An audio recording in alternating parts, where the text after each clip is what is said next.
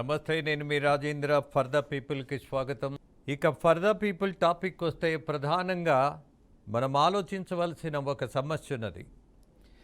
భారతీయ సంస్కృతి అనంటే ప్రపంచమే తలెత్తుకొని గర్వంగా చెప్పుకో దశ భారతీయుడిది.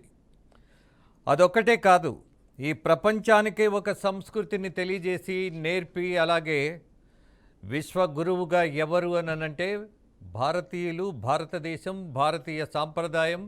అలాగే ప్రధానంగా భారతదేశంలో అత్యధిక శాతం ఉన్నటువంటి వాళ్ళు ఎవరు? హిందూ ధర్మాన్ని నమ్మేవాళ్ళు. కానీ విచిత్రంగా ఈ భారతదేశంలోనే అత్యధిక శాతం ఉన్నటువంటి భారతీయుల మధ్య హిందూ మతం అనంటే అత్యంత అపహాస్యమైనటువంటి విషయంగా మారిపోతోంది. క్రికెట్ మ్యాచ్ జరుగుతుంటే దేవుళ్ళ వేషాలతోటి జోకర్లుగా వాళ్ళని ఆ మ్యాచ్ల ముందు చూయిస్తున్న హిందూ సమాజం మాత్రం తగినంతగా స్పందించదు అన్నది వాస్తవం కూడా చూస్తున్నాం. ఎట్ ద సేమ్ టైం ఈ దేశంలో ముఖ్యంగా మతాన్ని నమ్మేవాళ్ళు, అలాగే జాతకాలను నమ్మేవాళ్ళు, అనేకమైనటువంటి మూఢనమ్మకాలను పెంచి పోషించేటటువంటి బాబాలను నమ్మేవాళ్ళు అత్యధిక శాతంగా పెరిగిపోతున్నారు. పెంచే ప్రయత్నం కూడా జరుగుతోంది. ప్రజలందరూ మూఢనమ్మకంతో ఉన్నారా అనంటే నో, నాట్ ఎట్ ఆల్. వాళ్ళకి లాజిక్ ఉంటుంది, వాళ్ళకు నమ్మకం ఉంటుంది, వాళ్ళకు సిద్ధాంతం ఉంటుంది. కానీ బలహీనమైనటువంటి పరిస్థితుల్లో దేన్నొక దాన్ని ఆధారంగా వెతుక్కునేటటువంటి దశలో ఈ స్వాములు, ముఖ్యంగా స్వాములు, దొంగ స్వాములు, ఏ మాత్రం స్వచ్ఛత లేనటువంటి వాళ్ళు, నిజాయితీ లేనటువంటి వాళ్ళు, అసలు హిందూ ధర్మం గురించి కనీసం మాత్రం తెలియనటువంటి వాళ్ళు. వాళ్ళకి తెలిసిందేంటి? జనాల్ని మోసం చేయటం. వాళ్ళకి అలవాటైందేంటి? దొంగ వేషాలతో, కాషాయ వస్త్రాలతో జనాల్ని నమ్మించేయటం, వాళ్ళ బలహీనతను క్యాష్ చేసుకోవడం. మరి ఇలాంటి వాళ్ళు పెరిగిపోతున్నప్పుడు జనం పదే పదే అలాంటి వాళ్ళ దగ్గరికే ఎందుకు వెళుతున్నారు అని అంటే జనం బలహీనత అది.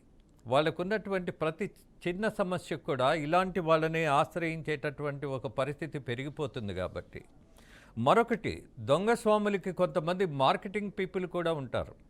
ఈ స్వాముల మీద నమ్మకం పెంచేటటువంటి ప్రయత్నంలో అదొక విధానం ఉంటుంది, అదొక స్ట్రాటజీ ఉంటుంది. ఇక నేను ఇవాళ ఆంధ్రప్రదేశ్లో అలాగే తెలంగాణలో, ముఖ్యంగా ఆంధ్రప్రదేశ్లో ఒక స్వామి అయితే 2 రాష్ట్రాలకు సంబంధించిన ముఖ్యమంత్రులు గతంలో ముఖ్యమంత్రులు అయ్యారు అనంటే నేను రాజశ్యామల యాగం చేయబట్టే అయ్యారు అని చెప్పేశాడు, తేల్చేశాడు. నేనే కారణం అన్నాడు. కోర్స్ ఒక బాధ ఉన్నది, బట్ భాషని నేను కొంచెం తగ్గించి మాట్లాడుతున్నా, అర్థం చేసుకుంటారేమో ప్రజలంతా, చూసేవాళ్ళంతా. ఇంకా ఘాటుగా, ఇంకా కఠినంగా కూడా మాట్లాడాలనిపిస్తోంది. అంత కసి ఉన్నది, అంత అసహ్యం ఉన్నది, అంత బాధ్యత ఉన్నది. అందుకే నా భాషలో ఉన్నటువంటి బాధను మీరు అర్థం చేసుకోవాలని భావిస్తూ, శారదా పీఠం అనే ఒక పీఠం ఉన్నది. అందులో ఒక స్వామి ఉన్నాడు. ఆయన చెప్పి ప్రచారం ఏమని చేసుకున్నాడు? గత ముఖ్యమంత్రి జగన్మోహన్ రెడ్డికి నేను చేసినటువంటి అనేక యాగాల వల్ల, రాజశ్యామల యాగం వల్ల తెలంగాణ కేసీఆర్ని ముఖ్యమంత్రిగా ఎన్నుకున్నారు. అలాగే ఆంధ్రప్రదేశ్లో కూడా నేను ఇచ్చినటువంటి దీవెన వల్లే, నేను చెప్పినటువంటి మార్గంలో వెళ్ళబట్టే, నేను చెప్పినటువంటి మంత్రాలను ఆయన వినబట్టే, అనలేడులే అందుకని వినబట్టే అంటున్నా. బికాజ్ జగన్మోహన్ రెడ్డి యొక్క పాండిత్యం ఆయనకి తెలుసు కాబట్టి, తెలుగే కాదు ఏది పెద్దగా తప్పులు లేకుండా మాట్లాడలేడు కాబట్టి ఆయనతో మంత్రాలు ఏం చదివించలే పాపం, ఆయనకి తెలుసు. బట్ ఈ స్వాముల యొక్క, ఈ దుర్మార్గుల యొక్క, హిందూ ధర్మాన్ని నాశనం చేస్తున్నటువంటి ఇలాంటి దుర్మార్గపు దొంగ స్వాముల పట్ల ఇవాళ ప్రజలు చైతన్యంతో ఉండాలని భావిస్తున్నా. దాని మీద చర్చ చేయాలనుకుంటున్నా. కారణం ఏంటంటే, విచిత్రంగా ఎక్కడైనా మీకు ఒక బండరాయి దొరికితే కొంతమంది స్వాములు రూపంలో వచ్చేటటువంటి వాళ్ళు ఏం చేస్తారో తెలుసా? కొద్దిగా పసుపు కుంకుమ వేసేస్తారు. దాంతోపాటు ఒక 2 గజాల కాషాయ వస్త్రం ఎవడో ఒకడు స్పాన్సర్ చేస్తాడు, అది చుట్టేసుకుంటాడు, అక్కడ కూర్చుంటాడు. నేను ఒక స్వామిని అంటాడు, ఇక్కడ ఒక యాగం అంటాడు, 10 ఇటుకలు పేరుస్తాడు, 4 ఎండు పుల్లలు తీసుకొస్తాడు, దాన్ని కిరోసిన్ పోసి మరీ తగలబెడుతూ పొగ తెప్పిస్తాడు. అక్కడ ఒక మేకనో కోడినో దేన్నో ఒకటి కోసేవాళ్ళు కొంతమంది ఉంటారు. ఏమీ కోయకుండా కొబ్బరికాయలు నిమ్మకాయలు పెట్టేసి ఇక్కడ ఒక పీఠం మనము ఏర్పాటు చేయబోతున్నాం. ఇక్కడికి సరస్వతీదేవి వస్తుంది, అలాగే లక్ష్మీదేవి వస్తుంది, అందరూ వచ్చి ఇక్కడ కూర్చుంటారు, మిమ్మల్ని దీవిస్తారు అన్నటువంటి ఒక నమ్మకం పెంచుతారు. దీంతో ఏమవుతుంది, కొంతమంది రాజకీయ నాయకులు అక్కడికి పరిగెత్తుకుంటూ వెళ్తారు. ఎందుకని వెళ్తారు? ఈ మార్కెటింగ్ పీపుల్ ఉన్నారు కదా, వీళ్ళందరూ కలిసి ఇలాంటి ప్రచారం చేసి ఒక నమ్మకాన్ని పోగేస్తారు. దానివల్ల రాజకీయ నాయకులకి మీకు మంత్రి పదవి వస్తుంది అని అంటే చాలు, అసలు బట్టలు ఇప్పేసుకొని బోర్లా కాళ్ళ మీద పడమన్నా పడేస్తారు. అలాగే వ్యాపారం చేసినప్పుడు నష్టపోయిన వాళ్ళకు కూడా ఇలాంటి నమ్మకాలు ఉంటాయి. ఎవడో ఒకడు వాడు స్వామట, ఏదో అవుతుందట, కాళ్ళ మీద పడితే ఏంటట, ఇలాంటి భావజాలంతో చాలామంది మోసపోతున్నటువంటి పరిస్థితి చూస్తున్నాం. సరే, జనాలు వాళ్ళ ఇష్టానికి మోసపోతే బాధ లేదు. బట్ ముఖ్యమంత్రులని నేనే నా యాగం ద్వారా ముఖ్యమంత్రిని చేశాను అన్నటువంటి స్వాముల్ని వదిలేస్తే ఈ సమాజానికి చాలా ప్రమాదం. I don't have any doubt on that. What the capacity this fellow. అంటే నువ్వు ఒక రాజశ్యామల యోగం చేస్తే ముఖ్యమంత్రి అయిపోతాడని నువ్వు తేల్చి చెప్పిన తర్వాత, అరే లక్షల మంది కోట్ల మంది ఓట్లేసి జనాన్ని గెలిపిస్తే, నాయకులుగా ఎన్నుకుంటే, వాళ్ళకి పాలన చేయమని అధికారం ఇస్తే, నువ్వు వచ్చి డిక్లేర్ చేసేదేంటి, నువ్వు చెప్పేదేంటి, నువ్వు చెప్పే ప్రచారం ఏంటి, నువ్వు సంపాదిస్తున్న డబ్బేంటి, నువ్వు చేస్తున్నటువంటి హవాలా ఏంటి, అసలు what the business you have. ప్రజలకు మ్యాండేట్ ఉంటుంది ఎన్నుకోవడానికి, కానీ మీలాంటి వాళ్ళు వచ్చి మంత్రులతోటి రాజకీయ నాయకులతోటి మీకేంటి పని? హిందూ సమాజాన్ని పునరుద్ధరించవలసిన వాళ్ళు గొప్పగా మీరు చెప్పుకుంటూ, అసలు హిందూ మతానికి సంబంధించినటువంటి అనేక గ్రంథాల్లో తప్పు పోకుండా, ప్రాంప్టింగ్ లేకుండా, పక్కన ఎవడూ లేకుండా, ప్రధానంగా ఈ స్వామి అయితే మీకు కనపడుతున్నటువంటి ఈ స్వామి ఉన్నాడే, ఒక్క పద్యం, ఒక్క వాక్యం చెప్పమనండి. అట్ ద సేమ్ టైం నిజంగా మంత్రుల మీదో, దొంగల మీదో, మాఫియాల మీదో కాదు, వీళ్ళ మీద సిబిఐ వేయాలి. అసలు వీళ్ళు ఎక్కడి నుంచి పుట్టుకొచ్చారు, వీళ్ళ స్థితిగతులు ఏంటి, దీని మీద ఖచ్చితంగా ఒక పరిశోధన జరగాలంట. ఇలాంటి వాళ్ళ దగ్గర నా ముఖ్యమంత్రి, నేను ఎన్నుకున్నటువంటి ముఖ్యమంత్రి, నా ప్రజాప్రతినిధులు వెళ్ళి అలా కూర్చొని అసహ్యంగా అతను చెప్పేది వింటూ, అరే దేశం పరువు తీస్తున్నారా మీరు అని చెప్పినా అర్థం కాకపోతే, ఇలాంటి వాళ్ళు నాయకులు కాదు, అలాంటి వాళ్ళు ఉద్ధారకులు కాదు. ప్రమాదం ఎక్కడొస్తుంది అనంటే హిందూ సమాజం మీద, హిందూ ధర్మం మీద, హిందూ ధార్మిక సిద్ధాంతాల మీద మనకి గౌరవం పోతుంది. పోగొడుతున్నటువంటి దొంగలను మాత్రం వదిలిపెట్టకూడదు అన్నటువంటిది ప్రధానం. అలాగే ఒక పీఠాన్ని వాళ్ళు ఏర్పాటు చేసుకునేటటువంటి వాటిల్లో సింపుల్గా అదే టైంలో గంజాయికి బాగా అలవాటు పడ్డ వాళ్ళు ఏం చేస్తారంటే, మేము శివభక్తులం అంటారు, అందుకే మేము గంజాయి తాగుతామంటారు. అలాంటి వాళ్ళు 4 వచ్చేస్తారు, 10 మంది రౌడీ షీటర్లు వచ్చేస్తారు. ఈ మొత్తం ఒక బ్యాచ్ అంతా ఈ స్వామి పక్కన చేరుతారు. ఈ స్వామిని ప్రమోట్ చేసుకుంటూ వాళ్ళకి కావాల్సిన భూ కబ్జాలు కావచ్చు, మరే ఇతర నేర సంబంధమైనటువంటి వ్యవహారాలు కూడా నడిపేయచ్చు. మొత్తం గ్యాంగ్ ఇది. దీని మీదే చర్చ. ఈ చర్చలో మనతో పాటు one of the most senior journalist and analyst Koteswararao గారు ఉన్నారు. అలాగే ప్రముఖ విశ్లేషకులు అందే సత్యం గారు, శ్రీరామ్ గారు, శ్రీనివాసానంద సరస్వతి స్వామీజీ గారిని కూడా ఇన్వైట్ చేశాను. I think he will join. Yes,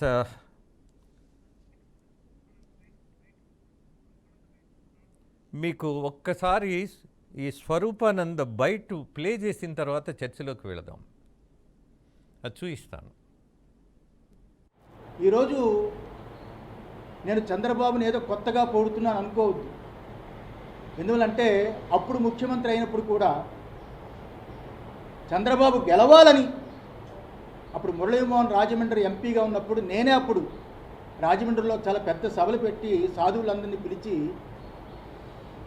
Chilukuri ఏదో అనుకుంటాను ఆయన కళ్యాణ మండపం మురళీమోహన్ గెలిపించడానికి సాయశక్తిలా ప్రయత్నం చేశాను. అప్పుడు గెలవాలని గెలిచినప్పుడు నేనే స్టేట్మెంట్ ఇచ్చా, చంద్రబాబు గెలవడం చాలా సంతోషం. అందువల్ల ఎవరితోటి మాకు విభేదాలు ఉండవు. మేము స్వాములం, పీఠాధిపతులం, ధర్మం కోసమే పోరాడతాం. కానీ ఈరోజు ప్రెస్ మీట్ పెట్టింది ఎవరికి భయపడి కాదు, అది గుర్తుంచుకోవాలి. ఎవరికి భయపడి కాదు, వాస్తవాలు తెలుసుకోకుండా ఎవరెవరో కొత్తగా వచ్చిన వాళ్ళతో చేరి ఏదేదో తప్పుడు అభిప్రాయాలు వాళ్ళు చెబుతారని. ఎప్పుడూ స్వరూపానంద స్వామివారు ఒకలాగే ఉంటారు. చంద్రబాబు అంటే మాకు చాలా గౌరవం. రాజకీయ నాయకుల్లో ఆయనే ఇప్పుడు పెద్దవాడు. ఈ రాష్ట్రానికి పెద్ద దిక్కుగా అని పరిపాలన కొనసాగాలి అని, కుటుంబం బాగుండాలి అని, పరిపూర్ణమైన ఆయుష్ భగవంతుడు ఇవ్వాలి. ఈసారైనా దేవాదాయ ధర్మాదాయ శాఖ టీటీడీ చాలా గొప్పగా పరిపాలన జరగాలి అని మనస్ఫూర్తిగా ఆశీర్వదించడానికి. ఎస్ శ్రీరామ్ గారు, ఒక విషయం, ఆయన పేరేమిటో నాకు అక్కర్లేదు, ఆయన ఎవరో కూడా అక్కర్లేదు. బట్ ఆయన డిక్లేర్ చేసినటువంటి అనేకమైనటువంటి కామెంట్స్ ఉన్నాయి, రిపోర్ట్స్ ఉన్నాయి, అభిప్రాయాలు ఉన్నాయి. దాని మీద నాకు తీవ్రమైనటువంటి అభ్యంతరం ఉంది. ఆ అభ్యంతరం ఎందుకు వస్తుంది అని అంటే, మనందరికీ ఒక సామాజికమైన బాధ్యత ఉంటుంది కాబట్టి దాని మీదే 100% రియాక్ట్ అవ్వాలి అని ప్రజలను కూడా నేను అభ్యర్థిస్తున్నా. ఎస్ శ్రీరామ్ గారు, ఇటీవల మీరు ఈయన నడవడిక మీదో లేకపోతే ఈయన ప్రెస్ మీట్ మీదో కోర్స్ మీరు రియాక్ట్ అయినట్టున్నారు, if I'm not wrong. Sriram garu ఖచ్చితంగా రియాక్ట్ అయ్యామండి. ఆయన ఈ ప్రెస్ మీట్ పెట్టిన తర్వాత ఆయన మార్నింగ్ పెట్టాడు, ఇమ్మీడియట్ గా చూసిన వెంటనే మేము ఈవినింగ్ ప్రెస్ మీట్ పెట్టి దీన్ని ఖండించడం జరిగింది. ఈయన సరైన స్వామీజీ కాదు, ఈయన కేవలం ఒక వ్యాపారస్తుడు అని చెప్పడం జరిగింది. ఎందుకని చెప్పాల్సి వచ్చిందంటే, ఈయనకి గత ప్రభుత్వంలో 15 ఎకరాల భూమిని కట్టబెట్టారు. అది కూడా కోట్ల రూపాయలు విలువ చేసే భూమిని కట్టబెట్టారు, కేవలం 1,00,000 రూపాయలకే కట్టబెట్టారు. అయినప్పటికీ కూడా దాని మీద మాకు పెద్దగా అభ్యంతరం లేదు. కారణం ఏంటంటే, హిందూ ధర్మం కోసం ఏ ప్రభుత్వం అయినా కూడా ఏమైనా కొంత హెల్ప్ చేస్తానంటే సంతోషించే వాళ్ళలో మేము ఉంటాం. బట్ ఈయన ఏం చేశాడంటే, దాన్ని అది ఒక వేద పాఠశాలకో లేకంటే ఈ వేదిక యూనివర్సిటీకో గోశాలకో లేదంటే అక్కడ ఒక టెంపుల్ కట్టడానికో అట్లాంటి ధార్మిక కార్యక్రమాలకి ఉపయోగించాల్సిన ప్రాంతాన్ని ఈయన నేను కమర్షియల్ గా వాడుకుంటాను, నాకు పర్మిషన్ ఇవ్వండి అని చెప్పి మళ్ళీ అదే ప్రభుత్వానికి, ఆయన చెప్పు చేతుల్లో నడుస్తున్నది కాబట్టి ఆ ప్రభుత్వానికి, గత ప్రభుత్వం ఆ ప్రభుత్వానికి మళ్ళీ అప్లికేషన్ పెట్టాడు. అక్కడ నాకు అబ్జెక్షన్ ఉంది.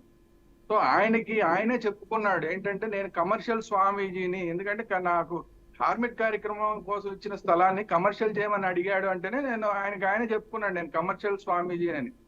సో ఇట్లాంటి కమర్షియల్ స్వామీజీలని ఎట్టి పరిస్థితుల్లోనే యాక్సెప్ట్ చేసే అవకాశమే లేదు. కాబట్టి ఈయన్ని నేను చెప్పడం జరిగింది, కాషాయ వనంలో ఒక కలుపు మొక్క ఈయన అని చెప్పడం జరిగింది ఆ రోజు ప్రెస్ మీట్ లో. అయితే అంత మాత్రం చేత స్వామీజీలందరూ కూడా ఇలా ఉంటారని కాదు. ధార్మికంగా అనేక కార్యక్రమాలు జరుగుతూ ఉంటాయి, దేవీ దేవతలకి సంబంధించిన విషయాలు జరుగుతూ ఉంటాయి. అది హిందువులకి నమ్మకాలు ఉంటాయి. ఆ నమ్మకాలు భగవంతుడికి ఆయన పూజ చేసే దేవీ దేవతలైనా సరే, వేరే వాళ్ళు పూజ చేసే దేవీ దేవతలైనా సరే, అందరికీ కూడా కొన్ని మహిమలు ఉంటాయి. ఆ మహిమలకి ప్రూఫ్స్ కూడా అనేక సందర్భాల్లో కనబడుతూ ఉంటాయి. సో అది నమ్మకానికి సంబంధించిన విషయం, దాని మీద నాకేం అభ్యంతరం లేదు. కాబట్టి ఏంటంటే, ఆయన చేసిన వేషాలు ఏవైతే ఉన్నాయో వాటి మీద మాకు అభ్యంతరం. ఆ కమర్షియల్ చేయమని అడగటం అనేది పూర్తి స్థాయి అభ్యంతరం. అది కాకుండా ఈయన ఇప్పుడు మీరు చూపిస్తున్నారు, ఆయన మాజీ ముఖ్యమంత్రికి జగన్మోహన్ రెడ్డి గారిని ఎలాగ కౌగిలించుకుని ముద్దులు పెట్టుకుని ఎలా చేస్తున్నాడో చూపిస్తున్నారు మీరు. అయితే ఈయన సామాన్య పరిస్థితుల్లో ఆయన ఆశ్రమానికి వెళ్తే ఎవరిని దగ్గరికి రానివాడు, ముట్టుకునేవాడు. ఆయన దూరం దూరం దూరం దూరం అని చెప్పి ముందే శిష్యులే చెప్పేస్తారు దూరం దూరం దూరం అని. సో ఆయన పెద్ద మడి ఉంటుంది, సరే ఓకే, దానికి కూడా అభ్యంతరం లేదు. మామూలు పరిస్థితుల్లో ఆయనకి మడి ఆచారం వ్యవహారం ఉంటే నాకేం అభ్యంతరం లేదు. బట్ ఏంటంటే, ఈయన ఒకళ్ళతో ఒకలాగా ఉంటున్నాడు, ఒకళ్ళతో ఒకలాగా ఉంటున్నాడు. నిజంగా పూర్తి స్థాయిలో అదే దీక్షలో ఉంటే, మడిగా ఉండి అందరిని ముట్టుకోకుండా ఆయన దీక్షలో ఆయన ఉంటే కనుక నాకేం అభ్యంతరం లేదు. బట్ ముఖ్యమంత్రి రాగానే, అది కూడా ఆయన ఒక క్రిస్టియన్ ముఖ్యమంత్రి, ఆయన రాగానే ఈయన ఎదురెళ్ళి కావలించేసుకుని ముద్దులు పెట్టేసుకుని తలకి రుద్దేసుకుని ఇన్ని కార్యక్రమాలు చేసేవాడు ఖచ్చితంగా దొంగ స్వామీజీని అవుతాడు. ఎందుకంటే ఈయన దీక్ష దొంగ దీక్ష. మిగతా వాళ్ళని ముట్టుకోనియకుండా ఈయన్ని మాత్రం ముట్టుకోవడం, ఈయనే ముట్టుకుని, ఆయన ముట్టుకోవడం కాదు, ఈయనే ముట్టేసుకుని, ఈయనే కావలించేసుకుని, ఈయనే ముద్దులు పెట్టేసుకుని ఇన్ని చేస్తున్నాడంటే ఇది దొంగ దీక్ష. సో ఇలాంటి దొంగ దీక్షలు చేసే వాళ్ళ మీద నాకు ఖచ్చితంగా అభ్యంతరాలు ఉన్నాయి కాబట్టి విమర్శించడం జరిగింది. అది కాకుండా ఈయన గతంలో ఇదే జగన్మోహన్ రెడ్డి గారిని తీసుకెళ్లి నేను ఋషికేశ్లో గంగలో ముంచి తేల్చాను, 3 సార్లు ఉంచాను, ఈయన హిందూ అయిపోయాడని చెప్పి ఒక కలరింగ్ ఇచ్చారు అప్పట్లో. సో అది నమ్మి జగన్మోహన్ రెడ్డి గారు కూడా హిందూ అయిపోయినట్టున్నాడు, ఈయన ఇంకా మనకి ఇంకేమిటని చెప్పి మొత్తం హిందువులందరూ కూడా గంపగుత్తగా ఈ స్వామీజీ చేసిన దాన్ని నమ్మి జగన్మోహన్ రెడ్డి గారికి ఆ రోజు ఓట్లు వేయడం జరిగింది. ఆ ఓట్లు వేసిన ఇమీడియట్ రియాక్షన్ ఏంటంటే ఇదే ముఖ్యమంత్రి జగన్మోహన్ రెడ్డి గారు ఆ రోజున ఆయన స్వోనిన్ చేసేటప్పుడు, పదవి స్వీకార ప్రమాణం చేసేటప్పుడు పక్కన బైబిల్ని పెట్టుకుని ఆయన ప్రమాణం చేశాడు. సో అంటే ఏంటి, వీళ్ళిద్దరూ కలిసి హిందూ సమాజాన్ని మోసం చేశారు. అది తీవ్రమైన ఆక్షేపణ. సరే అది అయిపోయింది కదా అనుకుంటే ఇప్పుడు మళ్ళీ మొన్న ప్రెస్ మీట్ పెట్టి మేమంతా హిందూ సమాజం కోసమే ఉన్నాం, హిందువుల్ని ఉద్ధరించడానికి, ధర్మాన్ని ఉద్ధరించడానికి ఉన్నానని చెప్పి మాట్లాడాడు. అందువల్ల ఈ కారణాల వల్ల ఆయన కోపం వచ్చింది. ఇంతకుముందు ఎప్పుడు నేను ఈ స్వామీజీ గురించి మాట్లాడలేదు, సరే ఎవరి తిప్పలు వాడు పడతాడులే అని. కానీ రెండోసారి హిందూ సమాజాన్ని మోసం చేసే ప్రయత్నం చేస్తున్నారు. గత 5 సంవత్సరాలు బట్టి కూడా ఆయన దొంగ దీక్ష అని చెప్పి అనేక సందర్భాల్లో ఆయన ప్రూవ్ చేసుకున్నాడు. అంతేకాకుండా లేటెస్ట్ గా ఆయనకి ఇచ్చిన స్థలాన్ని కమర్షియల్ స్థలంగా మార్చమని ఎప్పుడు అన్నాడో ఈయన కమర్షియల్ స్వామీజీ అని ఆయనే అనౌన్స్ చేసుకుని మెడలో బోర్డు వేసుకున్నట్టు అయిపోయింది. కాబట్టి ఈ అన్ని కారణాల వల్ల ఖచ్చితంగా ఈయన మరోసారి మళ్ళీ హిందూ సమాజాన్ని మోసం చేసి, గతంలో ఏదైతే రాజగురు అని ముద్ర వేయించుకుని ఆయన ఇందాక మీరు చెప్పారు, కొంతమందిని పక్కన పెట్టుకుని వాళ్ళతోటి అనిపించుకుంటారు ఈయన గొప్ప స్వామీజీ అని, అట్లా రాజగురువు ఈయన అని చెప్పి అనేక మందితో అనిపించుకున్నారు ఈయన. సో ఇప్పుడు మళ్ళీ చంద్రబాబు నాయుడు గారి విషయంలో నాకు చంద్రబాబు నాయుడు గారు అనుకోవడానికి కాదు, మళ్ళీ ఇప్పుడు కొత్త ప్రభుత్వం మారంగానే పాత ప్రభుత్వం ఇప్పుడప్పుడే జగన్మోహన్ రెడ్డి ఈయన ముద్దులు పెట్టిన ముఖ్యమంత్రి మళ్ళీ ఇప్పుడప్పుడే వచ్చే అవకాశం లేదని తెలియంగానే ప్రేరాయించి మళ్ళీ ఈ ప్రభుత్వంలో కూడా మళ్ళీ రాజగురు స్థానాన్ని పొందే ప్రయత్నం చేశాడు ఆయన. సో ఒక పక్కన ప్రభుత్వాన్ని మోసం చేసే పని చేస్తున్నాడు, ఒక పక్కన ప్రజల్ని మోసం చేసే కార్యక్రమం చేస్తున్నారు, ఒక పక్కన హిందువుల్ని మోసం చేసే కార్యక్రమం చేస్తున్నారు, ఇంకో పక్కన ధర్మాన్ని మోసం చేసే కార్యక్రమం చేస్తున్నారు. ఇవన్నీ కాకుండా అమ్మవారిని కూడా మార్కెటింగ్ చేసే ప్రయత్నాలు చేస్తున్నాడు. సో అమ్మవారిని కూడా మార్కెటింగ్ చేసే ప్రయత్నం ఏదైతే జరిగింది, ఇవన్నీ కూడా మాకు అభ్యంతరాలు ఉన్నాయి. కాబట్టి ఇమీడియట్ గా అసలు ఈ స్వామీజీని ఎక్కడా కూడా ఏ హిందువులు కూడా పిలవకండి, వాళ్ళ కార్యక్రమాలకి పిలవకండి అని చెప్పడం జరిగింది. అదొకటే కాదు శ్రీరామ్ కూడా ఎడ్యుకేట్ చేయాల్సిన బాధ్యత మనలాంటి వాళ్ళందరి మీద ఉంది. కాబట్టి శ్రీరామ్ గారు దాంతో పాటు ప్రధానమైంది ఏంటంటే మనందరికీ ఉండవలసిన తీవ్ర అభ్యంతరం, మొదటిగా నేను గమనించినటువంటి మరొక విషయం కోటేశ్వర గారు, ఇతనికి పోలీస్ ఎస్కార్ట్ 6-8 మంది, ఇంకొక ఆయన ఉన్నాడు ఈయన దగ్గర చాలా హెవీగా ఉంటాడు, ఆయనకు కూడా 2 constables. Whose money is this? For what the reason these people need to have that kind of security? ఎవడి డబ్బండి? 5 సంవత్సరాలు పోలీసుల్ని అంతమందిని అతనికి ఎంగేజ్ చేసిన తర్వాత అయిన ఖర్చును అసలు ఈ స్వామీజీ కడతాడా, వాడికి పెట్టినోడు కడతాడా, ఎవడు కడతాడు అన్నది ప్రజల తరపున మనం అడగాల్సిన పరిస్థితి ఉంది. ఎస్ కోటేశ్వర గారు, మొత్తం మీద మీరు చూసిన తర్వాత వీళ్ళ మూలాన నా భావన ఏంటి అని అంటే, తీవ్రవాదుల కంటే కూడా ఇలాంటి వాళ్ళతో సమాజానికి చాలా ప్రమాదం అంట. ఇప్పుడు మేము ప్రజల కోసమే పనిచేస్తున్నాము, లేకపోతే మతం కోసం పనిచేస్తున్నాము, మాకు అందరూ సమానులే, మాకెవరు శత్రువులు లేరు అని చెప్పేసి చెప్పుకునేటువంటి వీళ్ళకి అసలు సెక్యూరిటీ అవసరం ఏమిటనేటువంటిది ముందు ప్రశ్న. ఆ సెక్యూరిటీ అనేటువంటి దానికి ఎవరైనా వ్యక్తులుగా ఉన్నటువంటి వాళ్ళు సెక్యూరిటీ కావాలనుకుంటే వాళ్ళు దానికి అమౌంట్ పే చేయాలి. కానీ అటువంటిది ఏమీ లేకుండా, అంటే ఒక పటాటోపాన్ని ప్రదర్శించుకునేందుకు తప్ప మరొకటి కాదు. ఇప్పుడు శ్రీరామ్ గారు చెప్పినట్లు దొంగసాములుగా ఉన్నటువంటి వాళ్ళు, లేకపోతే తెర వెనకాల భాగవతాలు చేసేటువంటి వాళ్ళకి ఎప్పుడు ముప్పు ఉంటుంది. ఎందుకంటే వాళ్ళ వ్యవహారాలు తెలిసినటువంటి వాళ్ళు. గతంలో మనం చూసాం అనేక మంది స్వామిల భాగవతాలని డ్రైవర్లుగా ఉన్నటువంటి వాళ్ళు, లేకపోతే ఇంకా సహాయకులుగా ఉన్నటువంటి వాళ్ళు బయట పెట్టినటువంటి వ్యవహారాలన్నీ కూడా మనం చూసాం. అందువల్ల అలాంటి అవాంఛనీయమైనటువంటి కార్యకలాపాలు పాల్పడుతున్నటువంటి వాళ్ళకి, అటువంటి గ్యాంగుల్ని వెంటేసుకుని తిరిగేటువంటి వాళ్ళకి ఆ ప్రాణ భయం ఉంటుంది. అందుకనే మీరు చెప్పినట్టుగా పోలీసులు లేకపోతే ఇతర ప్రైవేట్ సెక్యూరిటీ కూడా ఉంటది మనకి కనపడకుండా. వేరే రూపాల్లో, భక్తుల రూపాల్లోనే వాళ్ళు ప్రైవేట్ సెక్యూరిటీ వాళ్ళు కూడా ఉంటారు. అందువల్ల ఇవన్నీ కూడా ఏంటంటే సమాజంలో ఉన్నటువంటి మూఢనమ్మకాలనండి, లేకపోతే మూఢ భక్తి విశ్వాసాలు ఏవైనా కానీ వాటన్నింటినీ సొమ్ము చేసుకున్నటువంటి వ్యవహారంలో ఇవన్నీ కూడా వస్తున్నాయి. గడిచినటువంటి కొద్ది సంవత్సరాల్లో మోహన్ గురుస్వామి అనేటువంటి ఒక ఎకానమిస్టు చెప్పినటువంటి దాని ప్రకారం, అంటే ఆయన ఒక విశ్లేషణ చేశారు. గడిచినటువంటి అంటే 2005 నుంచి 2015 మధ్య కాలంలో గుడులు, దేవాలయాల వ్యాపారం పెద్ద ఎత్తున విస్తరించింది అని చెప్పారు. అదేవిధంగా మతపరమైనటువంటి ప్రాంతాలకి వెళ్తూ జనం చేసేటువంటి ఖర్చు కూడా రెట్టింపోయిందని చెప్పారు. అంటే మన దేశంలో ఉన్నటువంటి పరిస్థితి ఏ విధంగా తయారవుతా ఉంది అనే దానికి ఈ మాటలు చెప్పింది 2017 ఆయన.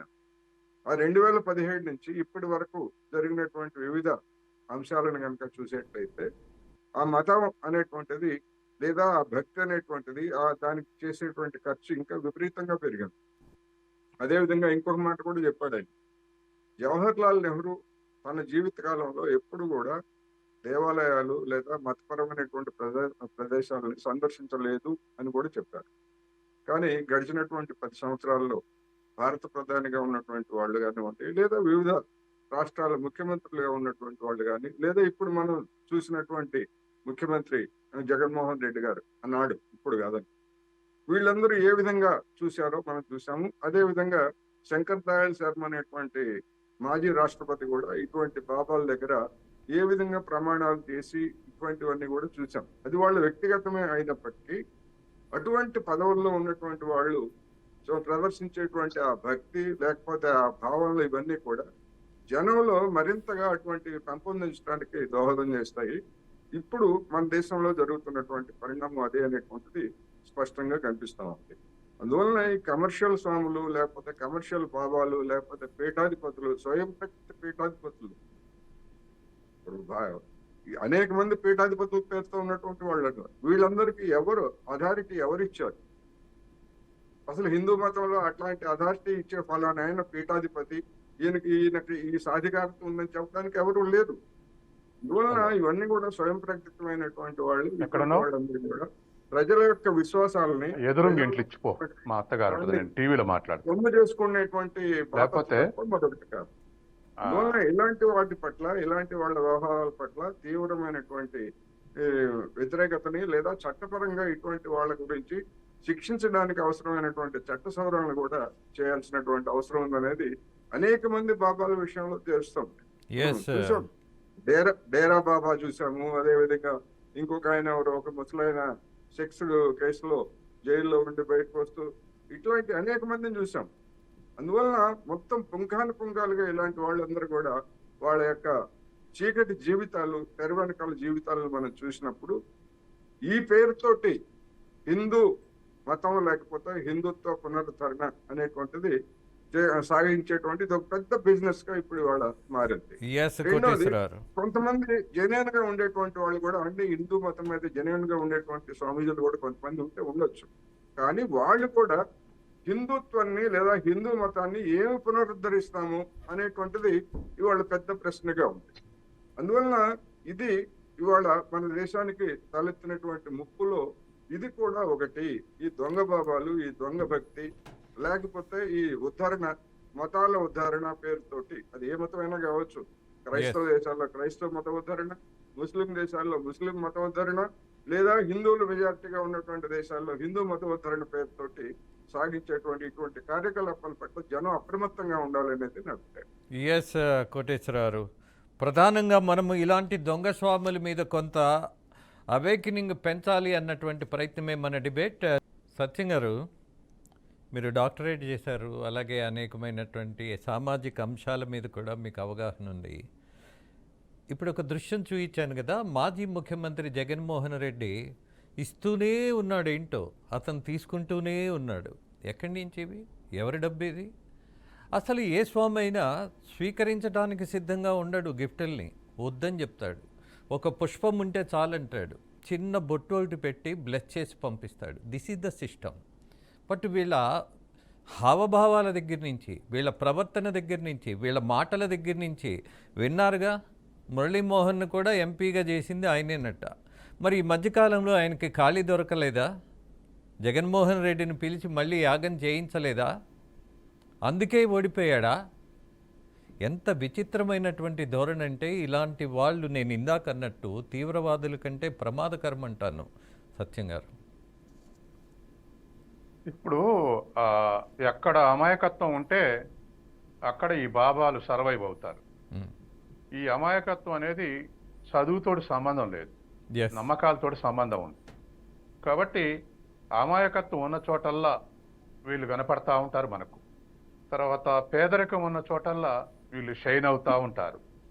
వీళ్ళకు అభిమానులు, వీళ్ళ ఫాలోవర్స్ అని తెలిసిన దగ్గరల్లా రాజకీయ నాయకులు వీళ్ళని ఆశ్రయిస్తారు. వీళ్ళు ఆశిస్తే వీళ్ళ ఫాలోవర్స్ అందరూ ఫేవరబుల్గా ఉంటారని. జగన్మోహన్ రెడ్డి విషయానికి వచ్చినప్పుడు ఒక ఎన్నికైన ఒక 2 సంవత్సరాల నుంచి తెలుగుదేశం, బీజేపీ కూడా క్రిస్టియానిటీని ఎక్స్పోజ్ చేయడానికి ప్రయత్నం చేశారు. ఇమ్మీడియట్గా వాస్తవానికి జగన్మోహన్ రెడ్డి ఫ్యామిలీ క్రిస్టియన్ వారసత్వం ఉన్నటువంటి ఫ్యామిలీ, అది తప్పు కాదు. ఏ మనిషికైనా ఏ వారసత్వం అయినా ఉండొచ్చు మతాల మీద నమ్మకం ఉన్నప్పుడు. కానీ దాన్ని మైనారిటీ మతం కాబట్టి దాన్ని ఎక్స్పోజ్ చేసి హిందువుల నుంచి ఒంటరి చేయాలనేటువంటి విమర్శలు ఎక్కుపెట్టారు. ఎక్కుపెట్టినప్పుడు దానికి కౌంటర్గా జగన్మోహన్ రెడ్డి ఈ స్వరూపానందను ఆశ్రయించడం మొదలుపెట్టాడు. ఇది స్వరూపానంద గ్రహించాడు. ఎందుకంటే ఇవాళ దేశంలో 80% మంది హిందువులు ఉన్నారు. కాబట్టి తనకు అది ఉన్నటువంటి ఎంబ్లం డైల్యూట్ చేసుకోవటానికి స్వరూపానందని గౌరవించడం మొదలుపెట్టాడు. ఇద్దరికి మ్యూచువల్ బెనిఫిట్ ఉంది. తనేం హిందువుల మనోభావాలను గౌరవిస్తాడని ప్రజలు అనిపించేందుకు జగన్మోహన్ రెడ్డి ఆశ్రయించాడు.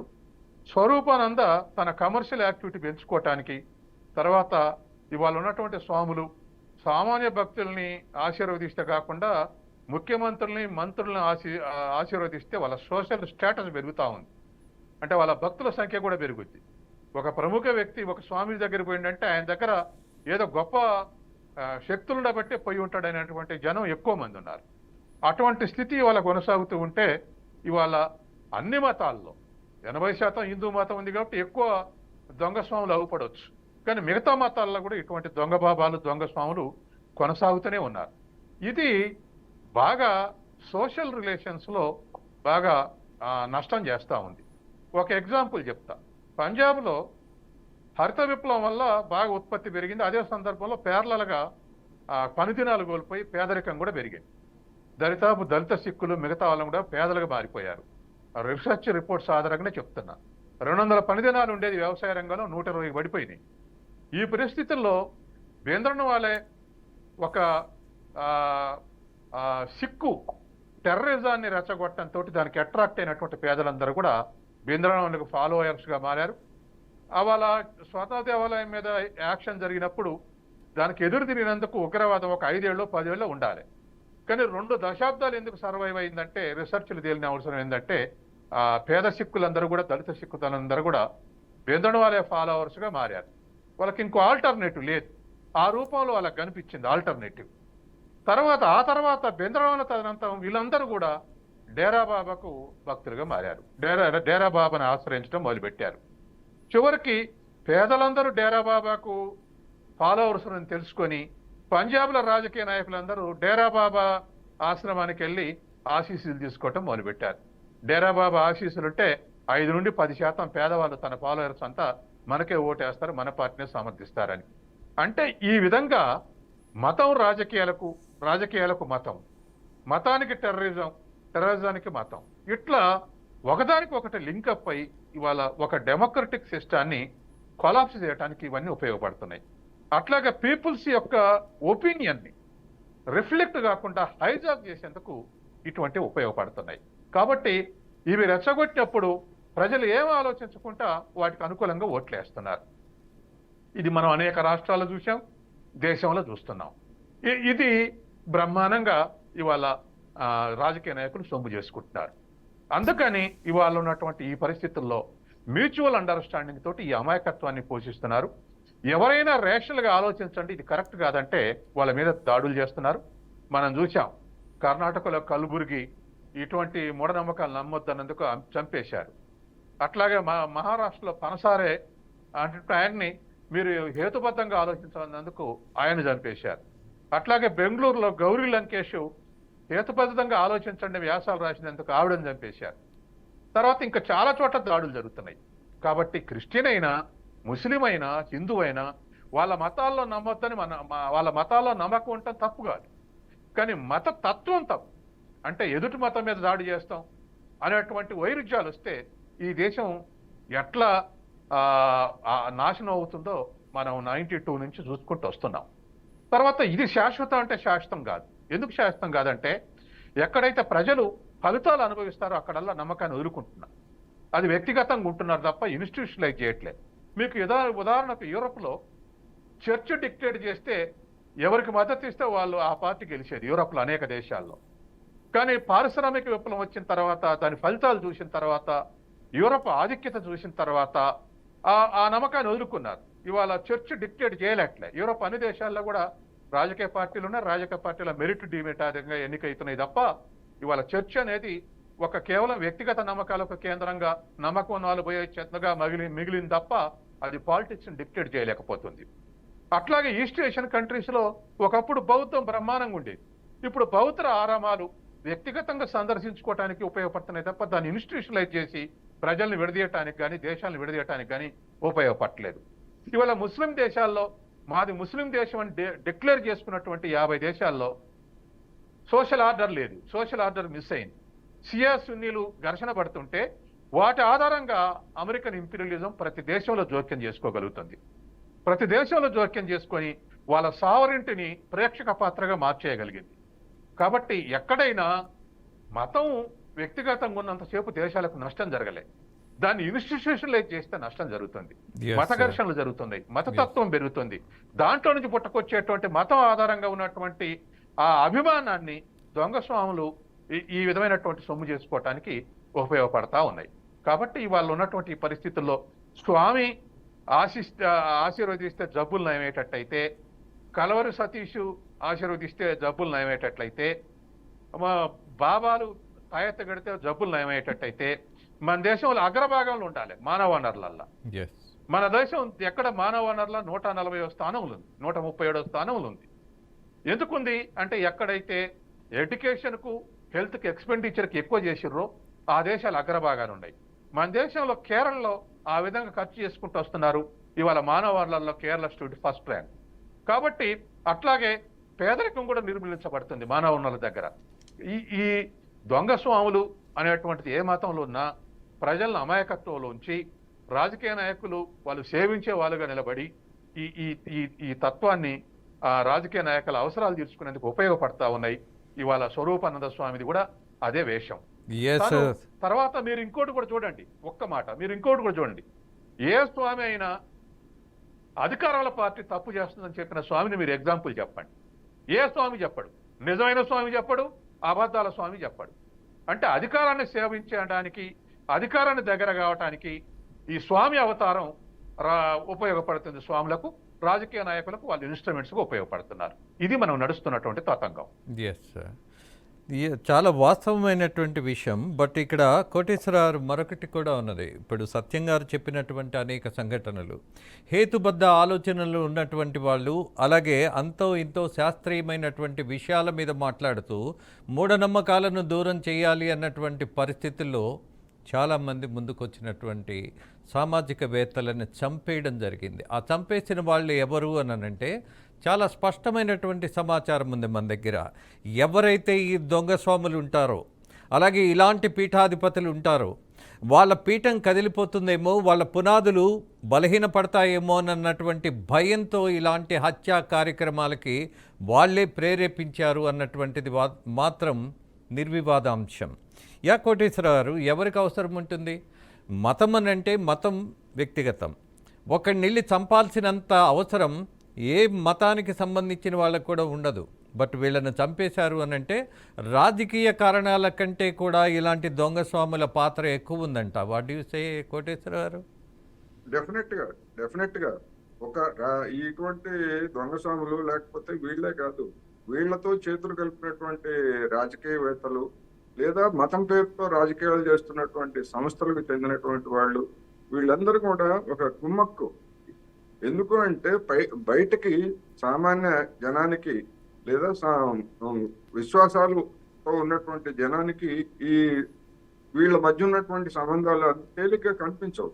అంతా కూడా మొత్తం పాపాల ముసుగులో లేకపోతే భక్తుల ముసుగులో వేసుకునేటువంటి వాళ్ళందరూ కూడా ఈ విధమైనటువంటి కుమ్మక్కు, రాజకీయాలు, సంఘ వ్యతిరేక శక్తులు లేదా ఈ దొంగ పాపాలు, ఇటువంటి వాళ్ళందరూ కూడా కుమ్మక్కు.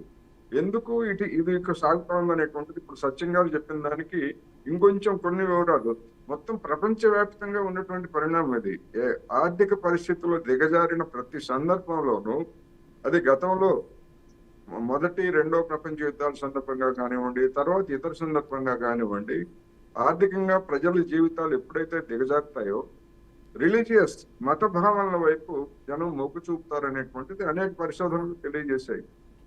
అదేవిధంగా మన దేశంలో కూడా ఏ మతం, హిందూ మతం బాబాలైనా లేదా ముస్లిం మతం బాబాలైనా లేదా క్రైస్తవ మతంలో బాబాలైనా కానీ వీళ్ళందరి దగ్గరికి వెళ్ళేటువంటి వాళ్ళందరూ కూడా దీర్ఘకాలిక వ్యాధులు ఉన్నటువంటి వాళ్ళు లేదా కార్పొరేట్ ఆసుపత్రులకు వెళ్తే నయంగా ఉన్నటువంటి వాళ్ళు లేదా డబ్బు ఖర్చు పెట్టలేనటువంటి వాళ్ళు దగ్గరదారిగా వెళ్ళి వీళ్ళ దగ్గరికి వెళ్ళి మంత్రాలు, మాయలు, తాయెత్తులు ఇటువంటివి వేస్తే అనేటువంటి ఆ భావనతోటి వెళ్ళేటువంటి దాన్ని ఆర్థిక కోణం నుంచి చూసినప్పుడు ఇటువంటి బలహీనత అనేటువంటిది మనకి స్పష్టంగా కనిపిస్తూ ఉంది. అందువల్ల అటువంటి బలహీనత ఇప్పుడు వైద్యం అనేటువంటిది ఇవాళ మొత్తం ఇతరత్ర పంటలు దెబ్బతినో లేకపోతే ఇతరత్ర నాశనం అయ్యో అప్పుల పాలు కావడంతో పాటు కార్పొరేట్ ఆసుపత్రికి వెళ్ళినటువంటి వాళ్ళందరూ కూడా అప్పుల పాలు అవుతున్నారు అనేటువంటిది కొత్త కోణం అనేటువంటిది మనకు గడిచినటువంటి 20 సంవత్సరాల్లో ఏడాదికి ఏడాది పెరుగుతుంది. అందువలన ఇవన్నీ కూడా చూసినప్పుడు ఇది ఒక నెక్సెస్. ఈ నెక్సెస్ ని అర్థం చేసుకోవడానికి జనానికే కాదు, బాగా చదువుకున్నటువంటి వాళ్ళకి కూడా ఇది అంటే మన సమాజానికి ఏమైందంటే తరతరాలుగా వేల సంవత్సరాలుగా ఎందుకు అనేటువంటి ప్రశ్న వేసుకోవడమే తప్పు అనేటువంటి భావన ఇప్పటికీ బాగా చదువుకున్నటువంటి వాళ్ళకి, ముఖ్యంగా సైన్స్ చదువుకున్నటువంటి వాళ్ళకి కూడా ఎందుకు అనేటువంటి ప్రశ్న వేసుకోవడానికి భయపడేటువంటి పరిస్థితిని చూస్తున్నాం. కోటేశ్వర గారు, మీరు సైన్స్ అనగానే నాకు ఒక విషయం గుర్తొచ్చింది. మనం అద్భుతమైనటువంటి రాకెట్ ప్రయోగాలు చేసినటువంటి దేశంగా చాలా గొప్పగా గుర్తింపు పొందాం. కానీ ఆ రాకెట్ ప్రయోగానికి కూడా ముహూర్తాలు నిర్ణయించుకొని మరీ చేస్తున్నటువంటి పరిస్థితి చూస్తున్నప్పుడు నాకెందుకో జాలేస్తుంది కొంతమంది మీద. అదే ఇప్పుడు వాటికి ముహూర్తాలే కాదు, వాటి నమూనాలు తీసుకెళ్లి అమ్మవార్లకి లేదా అయ్యవార్లకి వెంకటేశ్వరుడి మధ్య ఉంచి స్వామి దీన్ని జయప్రదంగా పైకి పంపించమని చెప్పేసి కోరినటువంటి భక్తులను కూడా మనం చూసాం. సైంటిస్టులు వాళ్ళందరూ మళ్ళా పోనీ సైన్స్ వదిలేసి ఆ దేవుడి దగ్గర పెట్టి వెంకటేశ్వర స్వామి లేకపోతే ఇంకొక అయ్యాలమ్మ, వెంకాలమ్మ నువ్వు దాన్ని పైకి పంపించు అని అంటే అది వేరు. కానీ అటువంటిది ఏమీ లేదు. అందువలన ఒక విధంగా సమాజాన్ని కూడా తప్పుదారి పట్టిస్తున్నారు. That what I am talking, that what I am mentioning, that what I am requesting all the people. Koteswara garu, అలాగే మరొక విషయం కూడా ఉంది ఇక్కడ. మనము మత విశ్వాసాల మీద డిబేట్ చేయటల్లా, మతానికి సంబంధించినటువంటి నమ్మకాల మీద అస్సలు మనం మాట్లాడట్లా. బట్ మతాన్ని అడ్డం పెట్టి వ్యాపారం చేసేటటువంటి వాటిల్లో శ్రీరామ్ గారు ఒక మత ప్రచారకుల వ్యవహారం చూస్తే అసలు ఈ దేశంలోనే కాదు ఈ ప్రపంచంలో హాస్పిటల్స్ అవసరమే లేదన్న భావం తెచ్చేస్తున్నారు. ఏంటో ఇలా చేయబెడతారు, కాసేపటికి వాళ్ళు పడిపోతారు, అంతకుముందు నడవరు, టక్కున మళ్ళీ లేచి పరిగెత్తుతారు. ఎక్సలెంట్ కదా. అసలు ఈ వైద్యం ఎందుకు, ఆరోగ్యశ్రీ ఎందుకు, ఇన్ని కోట్ల ఖర్చు ఎందుకు? అసలు ఇలాంటి మహానుభావులు మన దేశంలో, ముఖ్యంగా మన రాష్ట్రంలో ఎక్కడ పడితే అక్కడ క్యాంపులు పెట్టి ఇలాంటి కార్యక్రమాలు చేస్తున్నప్పుడు వాళ్ళని ఎందుకు గుర్తించలేకపోతున్నాం? ఎంత అనారోగ్యం ఉన్నా వాళ్ళ దగ్గరికి వెళ్ళి అలా నెత్తి మీద చేయబెట్టగానే తగ్గిపోతుందిగా. శ్రీరామ్ గారు, రాజేంద్ర గారు వాళ్ళ మన డిబేట్ రకరకాలుగా వెళ్తోంది. అందువల్ల కొద్దిగా నాకు ఇబ్బందిగా ఉంది. ఎందుకంటే మత విశ్వాసాల గురించే ఎక్కువ వెళ్తోంది. సో మత విశ్వాసాల గురించి మాట్లాడితే నా వెర్షన్ వేరేగా ఉంటుంది. నేను స్వామీజీ, ఆ దొంగ స్వామీజీ గురించి మాట్లాడుతున్నాను తప్ప అదే విధానంలో కొంత విస్తృతంగా మాట్లాడి ఉండొచ్చు. బట్ ఎవ్వరికి మనం డిబేట్లో ఉన్న మనకెవ్వరికి మతం మీద కానీ మత విశ్వాసాల మీద కానీ దురభిప్రాయాలు లేవు. ఈ పేరుతో జరిగేటటువంటి వ్యాపారం మీద మాత్రం స్పష్టమైనటువంటి అవగాహనతో మనం మాట్లాడుతున్నామని భావిస్తున్నా. అందుకే కాకపోతే ఏంటంటే మన బ్యాక్గ్రౌండ్ అన్ని పనిచేస్తున్నట్టున్నాయి దీంట్లో, అందువల్ల అదొకటి ఇబ్బంది. సో దాన్ని అక్కడితో వదిలేస్తాను నేను. సో మీరు అన్నట్లు ఇలా నెత్తి మీద చెయ్యి పెట్టి వాళ్ళు ఊగిపోయి కింద పడిపోయి వెంటనే లేచి కూర్చున్నట్టయితే ఎవరైనా అసలు హిందూ మతంలో ఎవరైనా చేసినా అది తప్పే. అది క్షణంలో అలా జరుగుతుంది అంటే గనక జరిగే విషయాలు కాదు. సామాన్యంగా ఈ రోజుల్లో కలియుగంలో జరిగే విషయాలు కాదు. మనం కృతయుగంలో లేం. కలియుగంలో ఇట్లాంటివన్నీ జరిగే అవకాశమే లేదు. కొంతమంది ఇలా హిందూయిజంలో చేసేవాళ్ళు ఉన్నారు, కొంతమంది క్రిస్టియానిటీలో చేసేవాళ్ళు ఉన్నారు, కొంతమంది ఇస్లామిక్ ఎవరైతే బాబాలు ఉన్నారో వాళ్ళు చేసేవాళ్ళు ఉన్నారు. సో ఇక్కడ లాజిక్ అనేది కొంతవరకు ఆలోచించాలి ఖచ్చితంగా ఇలాంటి విషయాల్లో. బట్ లాజిక్ ఎక్కడ వరకు అంటే లాజిక్ ఎక్కడైతే మనం గుర్తుపెట్టుకోవాల్సింది ఏంటంటే లాజిక్ ఎక్కడ ముగుస్తుందో అక్కడి నుంచి ధార్మికత అనేది మొదలవుతుంది. ఈ విషయం మనం మర్చిపోకుండా రెండింటికి మనం లింకప్ పెడితే కనుక ఇబ్బంది అవుతుంది. ఎందుకంటే సైంటిస్టులని మనం అవమానించినట్టు అవుతుంది. సో డాక్టర్ల విషయం కూడా చెప్తాను. ప్రతి డాక్టర్ కూడా నేను కేవలం డాక్టర్ని మాత్రమే, నేను భగవంతుడిని కాదని ఆపరేషన్ థియేటర్ ముందు బోర్డు పెట్టుకుంటాడు. సో అందువల్ల ఎక్కడైతే మన లాజిక్ మన సైన్స్ అనేది ముగుస్తుందో అక్కడి నుంచి భగవంతుడు అనేది మొదలవుతుంది. నేను ఇక్కడ ఒక స్పష్టత ఇస్తా. కారణం ఏంటంటే ఈ రాకెట్ ప్రయోగం అనేది చేసేవాళ్ళు వాళ్ళ వ్యక్తిగతమైనటువంటి కార్యక్రమం కానే కాదు. ఇది ప్రభుత్వానికి, అలాగే ప్రభుత్వం తరపున శాస్త్రవేత్తలు చేస్తున్నటువంటి ఒక ప్రయోగానికి మీకు వ్యక్తిగతమైన నమ్మకాలుంటే మీ ఇంట్లో ఇక్కడికి రాబోయే ముందే చేసుకొని ముగించుకొని రండి. బట్ ఇది అవ్వగానే వెళ్ళి కొబ్బరికాయలు కొట్టేసి ఏదో లేకపోతే నమాజ్ చేసేసి లేదు సిలువ ముందు నిలబడి ప్రార్థన చేసేసి అంతా ఆయనదే అందుకే రాకెట్ వెళ్ళింది అని అంటే నేను సైన్స్ను నమ్మమని ఏ పిల్లవాడికి ఏ విద్యార్థికి చెప్పను, అస్సలు చెప్పొద్దంట. అరే నీ నమ్మకాన్ని నీ శాస్త్రీయతను నువ్వెందుకు పోగొట్టుకుంటావు? అవసరమా? మీరు అన్నట్టుగా లింకింగ్ వద్దంటున్నా. శాస్త్రం శాస్త్రమే, మతం మతమే. నో నేనేమంటానంటే మనం అసలు మన ఏదైతే మన రాజ్యాంగం ఉందో సెక్యులర్ రాజ్యాంగం అంటేనే అన్ని ధర్మాలని సమానంగా చూడడం, అంటే అన్ని ధర్మాలని గుర్తిస్తోంది, వాటిని గౌరవిస్తోంది. నువ్వు పలానా ధర్మాన్ని గౌరవించు, పలానా ధర్మాన్ని గౌరవించద్దు అని చెప్పడానికి మనం సరిపోం. కాబట్టి ఏంటంటే వాళ్ళు మీరు చెప్పినట్టు చేయాలంటే ఈ రోజు ముఖ్యమంత్రులు దర్గాలకు వెళ్ళటం మానేయాలి, గుళ్ళకి వెళ్ళటం మానేయాలి, లేదంటే చర్చిలకు వెళ్ళటం మానేయాలి. ముఖ్యమంత్రులు ప్రధానమంత్రులే చేస్తున్నారు. మనం సైంటిస్టులను పట్టుకుని వాళ్ళ సైంటిస్టు టెక్నికాలిటీని, వాళ్ళ యొక్క మేధాశక్తిని మనం కేవలం వాడు గుడికి వెళ్ళాడనో లేదంటే చర్చికి వెళ్ళాడనో లేదంటే మసీదుకి వెళ్ళాడనో మనం తగ్గించడానికి అవకాశం లేదు. అందుకే నేను చెప్తున్నాను. నేనేమన్నా మీరు తగ్గించారని చెప్పట్లా, అవకాశం లేదంటున్నా. ఎందుకంటే ఇలాంటి వాటన్నిటిని దాటిన తర్వాతనే ధార్మికత అనేది, అది ఇస్లామిక్ అయినా కూడా, క్రిస్టియానిటీ అయినా కూడా, హిందూ ధర్మం అయినా కూడా, ఏదైనా ఈ సైన్స్ ఈ లాజిక్ తర్వాతనే మొదలవుతుంది. మనం ఇక్కడ వరకు ఆలోచించి దాన్ని లింకప్ పెడతాం, ఇది చాలా పెద్ద చర్చ అవుతుంది. అందువల్ల నేను అంత దాకా వెళ్లకుండా ఈ రోజు మనం దొంగ స్వామీజీల విషయం దాకా వస్తే ఖచ్చితంగా మీరు చూడండి, కొంతమంది నూనె పోస్తున్నాం అంటారు, నూనె పోసి నూనె అయ్యంగానే ఏదో తగ్గిపోయింది అంటారు. అలాగే ఏదో అంటే ఇప్పుడు మనం నిజంగా గనక దీంట్లో కూడా ఒకవేళ ఎవరైనా ఒక బాబా గాని లేదంటే స్వామీజీ గాని ఎక్కడన్నా ఒక వేరు లాంటిది లేదంటే మూలికలు లాంటివి ఇస్తే గనక అది న్యాచురోపతి కిందకి వస్తుంది. అట్లా కాకుండా ఏ మాత్రం లాజిక్ లేకుండా కొబ్బరి నూనె పోసో లేదంటే ఒక నీళ్లు పోసో లేదంటే బుష్ నీళ్లు మొహాన్జల్లో అయిపోతుంది అంటే దయచేసి ఎవ్వరూ నమ్మకండి. అది మాత్రం మనం చెప్పాలి. ఎందుకంటే దీంట్లో సైన్స్ లింకప్ చేస్తే మళ్ళీ వేరే ఉంటుంది. దీనిలో మళ్ళీ న్యాచురోపతి ఉంది, తర్వాత ఎల్లోపతి ఉంది, ఆయుర్వేదం ఉంది. వీటన్నిటిలో కూడా ప్రకృతితో సంబంధమైనవన్నీ అనేక ఉన్నాయి. సో వాటిల్లో వెళ్తే కనుక ఇబ్బంది పడాల్సిన అవసరం లేదు మనం. కానీ ఏదైనా ఊరికే ఉత్తర కమండలో నుంచి నీళ్ళు జల్లి ఇలా తీసానో అవి ఈ రోజుల్లో సాధ్యం కాదు. క్రిస్టియానిటీలో అయినా ఈ రోజు సాధ్యం కాదు, హిందూ ధర్మంలో అయినా ఈ రోజు సాధ్యం కాదు, ముస్లింలో అయినా ఈ రోజు సాధ్యం కాదు. సో ఎవరైనా ఇలాంటి మోసాలు చేస్తే మాత్రం దయచేసి మోసపోకండి తప్ప దేవుడి మహిమ లేదు అనేది మాత్రం వాస్తవం కాదు. అది నమ్మకానికి సంబంధించిన విషయం. ఆ నమ్మకానికి సంబంధించిన విషయంలో మళ్ళీ మనం లాజిక్ తీసుకొస్తామంటే మళ్ళీ తేడా వస్తుంది. నేను తేవట్లా అందువల్ల ఏంటంటే- లేదు, మన మిత్రులు కూడా తేవడానికి ఆ ప్రయత్నం లేదు ఇక్కడ. అసలు దేవుడు నేను ఉన్నాడా అందుకే లేదన్న చెప్తున్నా. చర్చ కాదు. దేవుడిని ఇప్పుడు అడ్డం పెట్టుకునో, శంకర్ దయాళ్ మతాన్ని అడ్డం పెట్టుకునో, విశ్వాసాలను అలా అడ్డం కాదు, పెట్టుకునో, అలా కాదు. దుర్మార్గం ఇప్పుడు శంకర్ చేసేటటువంటి దయాళ్ ఇలాంటి శర్మ గారి స్వాముల మీద విషయం చర్చ మాట్లాడారు. అంటున్నా. కాదు కొంతమంది ఉదాహరించారు. శంకర్ దయాళ్ శర్మ గారిని ఉదాహరించారు. శంకర్ దయాళ్ శర్మ గారిని ఉదాహరించడాన్ని నేను వ్యతిరేకిస్తాను. ఎందుకంటే ఆయన నమ్ముకున్న ధర్మాన్ని ఆయన ఆచరించాడు. ఎవరు ఇప్పుడు ఒక ముస్లిం ఉన్నాడు అనుకోండి, ఆయన నమ్ముకున్న ఎస్, ధర్మాన్ని ఆయన కోటేశ్వరరావు అది ముస్లింలు కూడా ఆచరిస్తే చెప్పారు. అది ఆయన మనం వ్యక్తిగతం, అభ్యంతరం పెట్టాలి. ఆయన వ్యక్తిగతంగా వెళ్ళారు. ఇప్పుడు కానీ జగన్మోహన్ రెడ్డి గారు ఎస్, జగన్మోహన్ రెడ్డి గారు చర్చికి వెళ్తున్నారు. దాన్ని మనం ఎందుకు అబ్జెక్షన్ పెట్టాలి? ఎందుకు అబ్జెక్షన్ పెట్టాల్సిన అవసరం ఏముంది? వ్యక్తిగతం, పెట్టట్లా. ధర్మం అనేది వ్యక్తిగతం.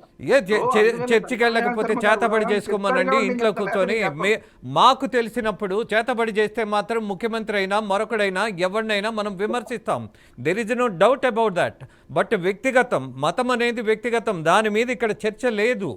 కానీ ఇక్కడ ఏంటంటే ఒక సైన్స్ టీచర్ గనక సైన్స్ని సైన్స్గా చెప్పకుండా, మీరు బహుశా చిన్నప్పుడు కూడా ఒక కన్ఫ్యూజన్ ఉండేది మనకి. తెలుగు మాస్టర్ వచ్చి సూర్యుడిని ఒక దేవుడిగా చెప్పేవాడు, సైన్స్ మాస్టర్ వచ్చి సూర్యుడిని ఒక గోళం కింద చెప్పేవాడు. మరి ఎలా తీసుకోవాలి అన్నటువంటిది ఒక కన్ఫ్యూజన్ ఉండేది. బట్ ఒక విచక్షణ మాత్రం ఎప్పుడు మనలో ఉండేది. కాబట్టి దేన్ని ఎలా తీసుకోవాలో అలా తీసుకున్నాం. కాబట్టి ఇవాళ కూర్చొని మాట్లాడగలుగుతున్నాం అని భావిస్తున్నా. ఎస్, నేను మిగతా విషయాలకు వెళ్ళట్లా. ఎస్, నాకు ప్రత్యేకంగా ఎస్, మీరు వ్యతిరేకించిన ఈ స్వామి మీదే మాట్లాడదాం. సూర్యుడిని, చంద్రుడిని, వీటిని అంటే ఇప్పుడు మీకు హనుమాన్ చాలీసాలో హనుమాన్ చాలీసా అని ఎప్పుడు రాసిన హనుమాన్ చాలీసా, దాంట్లో నిమిషాలతో సహా ఇప్పుడు అన్ని కరెక్ట్ అని ఇప్పుడు మీ సైన్స్ చెప్తోంది. సో అందుకనే నేను ఆ చర్చలోకి వెళ్ళను అని పదే ఆ చర్చలోకి వెళ్ళను. ఎస్, అందువల్ల ఈ స్వరూపానంద గురించి మీకు తెలిసిన సమాచారం చెప్పండి. అసలు ఈయన గత చరిత్ర ఏంటి? Do you have any information regarding this Swami Swaroopananda? ఆయన ఎక్కడి నుంచి పుట్టుకొచ్చాడు? ఏమన్నా మీకు తెలిసిన వివరాలు ఉంటే అవి చెప్పే ప్రయత్నం చేయండి. ఇప్పుడు అంటే స్వామి ఆయన ఇప్పుడు ఇది కూడా నేనేమంటానంటే ఆయన పూర్వాశ్రమానికి సంబంధించి ఒక్కొక్కరికి ఒక పూర్వాశ్రమం ఉంటుంది. మీరు అడుగుతున్నారు కాబట్టి చెప్తున్నాను. ప్లీజ్, అది నాకేం అభ్యంతరం లేదు. ఆ పూర్వాశ్రమం మీద నాకేం అభ్యంతరం లేదు. అంటే ఇక్కడ విశాఖపట్నంలో చెప్పేది ఏంటంటే ఆయన గతంలో బ్యాట్లకి, షటిల్ బ్యాట్లకి గెట్లు వేసుకునేవాడు. ఆ షటిల్ బ్యాట్లకి గెట్లు వేసుకుంటే దానికి ఏదో ఒక 5 రూపాయలు 10 రూపాయలు ఇస్తే దాని మీద నడిచేది ఆయన వ్యవహారం అంతా కూడా. సరే, ఆయనకి గతంలో చెప్పేవాళ్ళు ఏంటంటే ఆయనకి రకరకాల అలవాట్లు ఉన్నాయి, అవన్నీ చెప్తూ ఉంటారు. నేనేమంటానంటే ఈ స్వామీజీలకి సంబంధించి మనం పూర్వాశ్రమాన్ని ఈ ఆశ్రమంలో మాట్లాడకూడదు. గతంలో వాళ్ళు వేరు, ఇప్పుడు వేరు. కాకపోతే ఏంటంటే ఏ స్వామీజీకైనా సరే గతంలో ప్రతి ఒక్కరికి ఒక గతం ఉంటుంది. దాన్ని కాదని చెప్పి ఇప్పుడు ధార్మికంగా వచ్చారనుకోండి, దానికి మనం అబ్జెక్షన్ పెట్టాల్సిన అవసరం లేదు. ఆయన మీద గతంలో అనేకమైన ఆరోపణలు ఉన్నాయి. బ్లాక్ టికెట్లు అమ్మాడని కూడా ఆరోపణలు ఉన్నాయి. సో ఆ బ్లాక్ టికెట్లు అమ్మడాలు, గెట్లు చేయడాలు ఇలాంటివన్నీ ఉన్నాయి. బట్ స్వామీజీ అయిన తర్వాత స్వామీజీగా ఉండాలి. ఆయన స్వామీజీ అయిన తర్వాత కూడా స్వామీజీగా లేకుండా మిగతా విషయాలన్నీ ఆయన డామినేట్ చేస్తున్నాయి. కాబట్టి నేను అబ్జెక్షన్ చేస్తున్నా ఆయన. ఎందుకంటే ఆయన వ్యక్తిగతాలు, ఆయన ధార్మికత అనేది పక్కన పెట్టేసి రాజకీయాన్ని తీసుకొచ్చి ఆ రాజకీయాన్ని కూడా కల్మషం చేసి చేస్తున్నాడు. కాబట్టి నేను ఆయన ఖచ్చితంగా అబ్జెక్షన్ చేస్తాను. శ్రీరామ్ గారు, ఆయనకున్నటువంటి శారదాపీఠానికి సంబంధించిన భూముల మీద కూడా వివాదం ఉన్నది. అలాగే దాని మీద ఒక ఉద్యమమే నడిచింది. ఆయన ఆశ్రమం ముందు ధర్నాలు చేశారు. am I right? ఖచ్చితంగా ఇప్పుడు ఆయనకి సంబంధించిన ఆయన 15 ఎకరాలు ఏదైతే గత ప్రభుత్వంలో ఇచ్చారో దాన్ని ఇమ్మీడియట్ గా వెనక్కి తీసుకోవాలి చంద్రబాబు నాయుడు గారి ప్రభుత్వం. ఇది మా ఫస్ట్ డిమాండ్. రెండోది, ఇందాక మీరు గుర్తు చేశారు, ఆయనకి ఏదైతే సెక్యూరిటీ ఇచ్చాడో ఆ సెక్యూరిటీని మొత్తాన్ని తీసేయాలి. ఆయనకి వ్యక్తిగతంగా ఇచ్చిన సెక్యూరిటీ మాత్రమే కాదు, ఆశ్రమానికి కూడా కొంత సెక్యూరిటీ ఇచ్చారు. సో ఆయన అర్హుడు కాదు కాబట్టి, ఎందుకంటే ఈయనంతా కూడా రాజకీయ స్వామి అయిపోయాడు కాబట్టి ఆ సెక్యూరిటీని కూడా ఇమ్మీడియట్ గా వెనక్కి తీసుకోవాలి. ఇది కాకుండా ఆయన ఏదైతే గతంలో ఈయన మీద ఉన్న ఆరోపణలు ఏంటంటే, ఇప్పుడు నేను ఆయన స్వామీజీ అయిన తర్వాత ఆరోపణల గురించి మాట్లాడుతున్నా.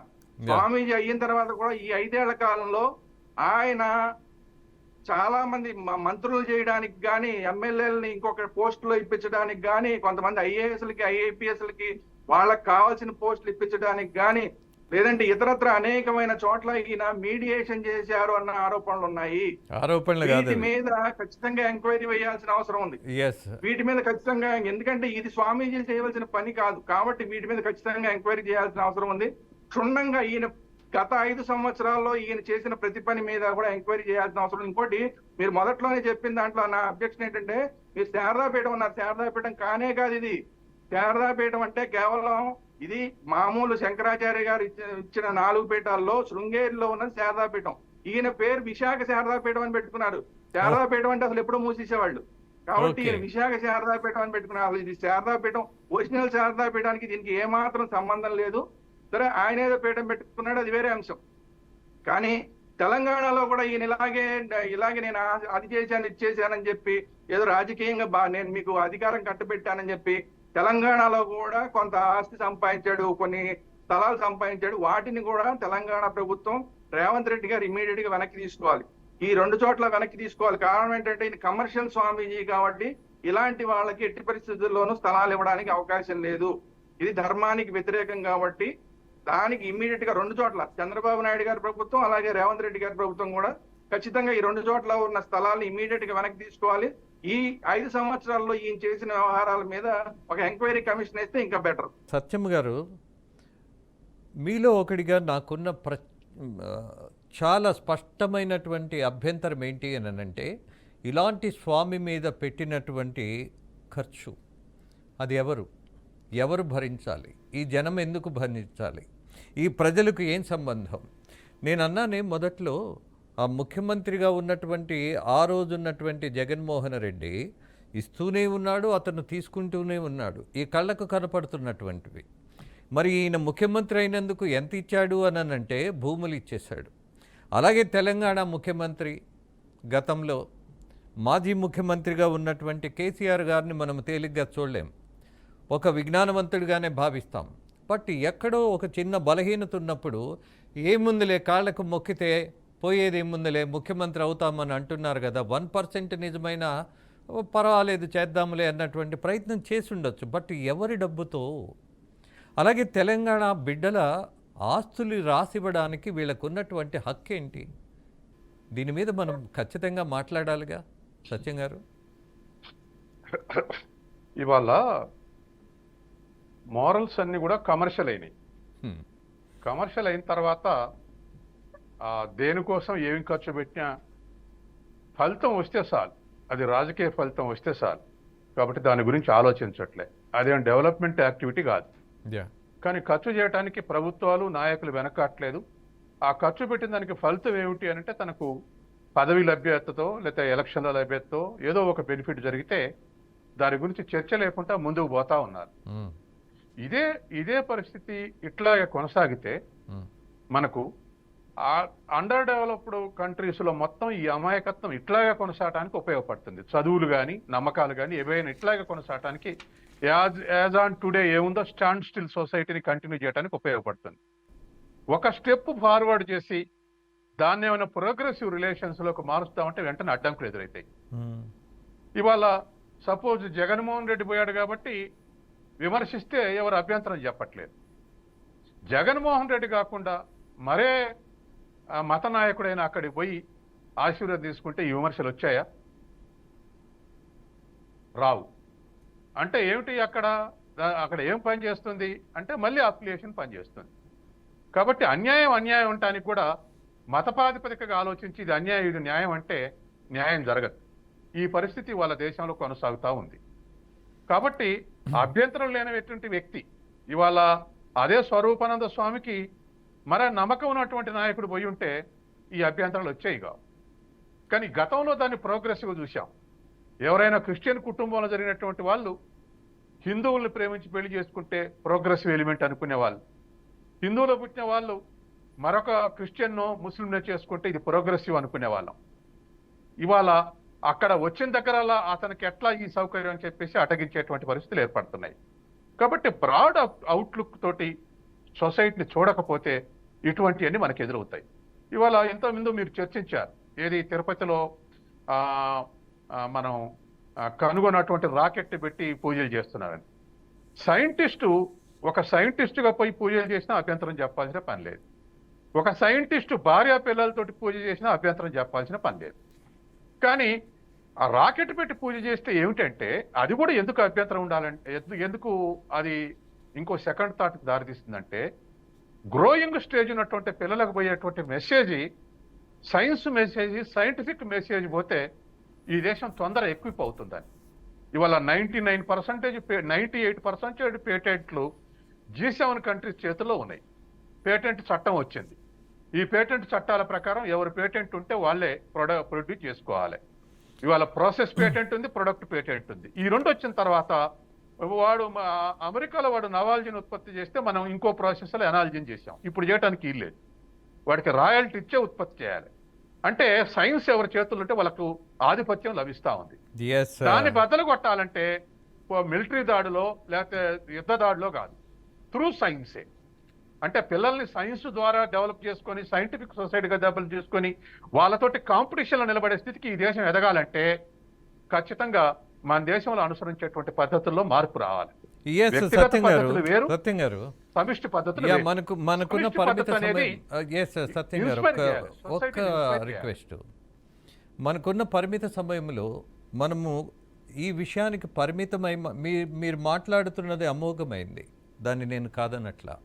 బట్ పర్టిక్యులర్గా ఈ స్వరూపానంద అనే వ్యక్తి కాదు, వ్యవస్థ మీద నేను మాట్లాడుతున్నప్పుడు ఇతని మీద పెట్టినటువంటి ఖర్చు రికవరీ చేయాలా లేదా?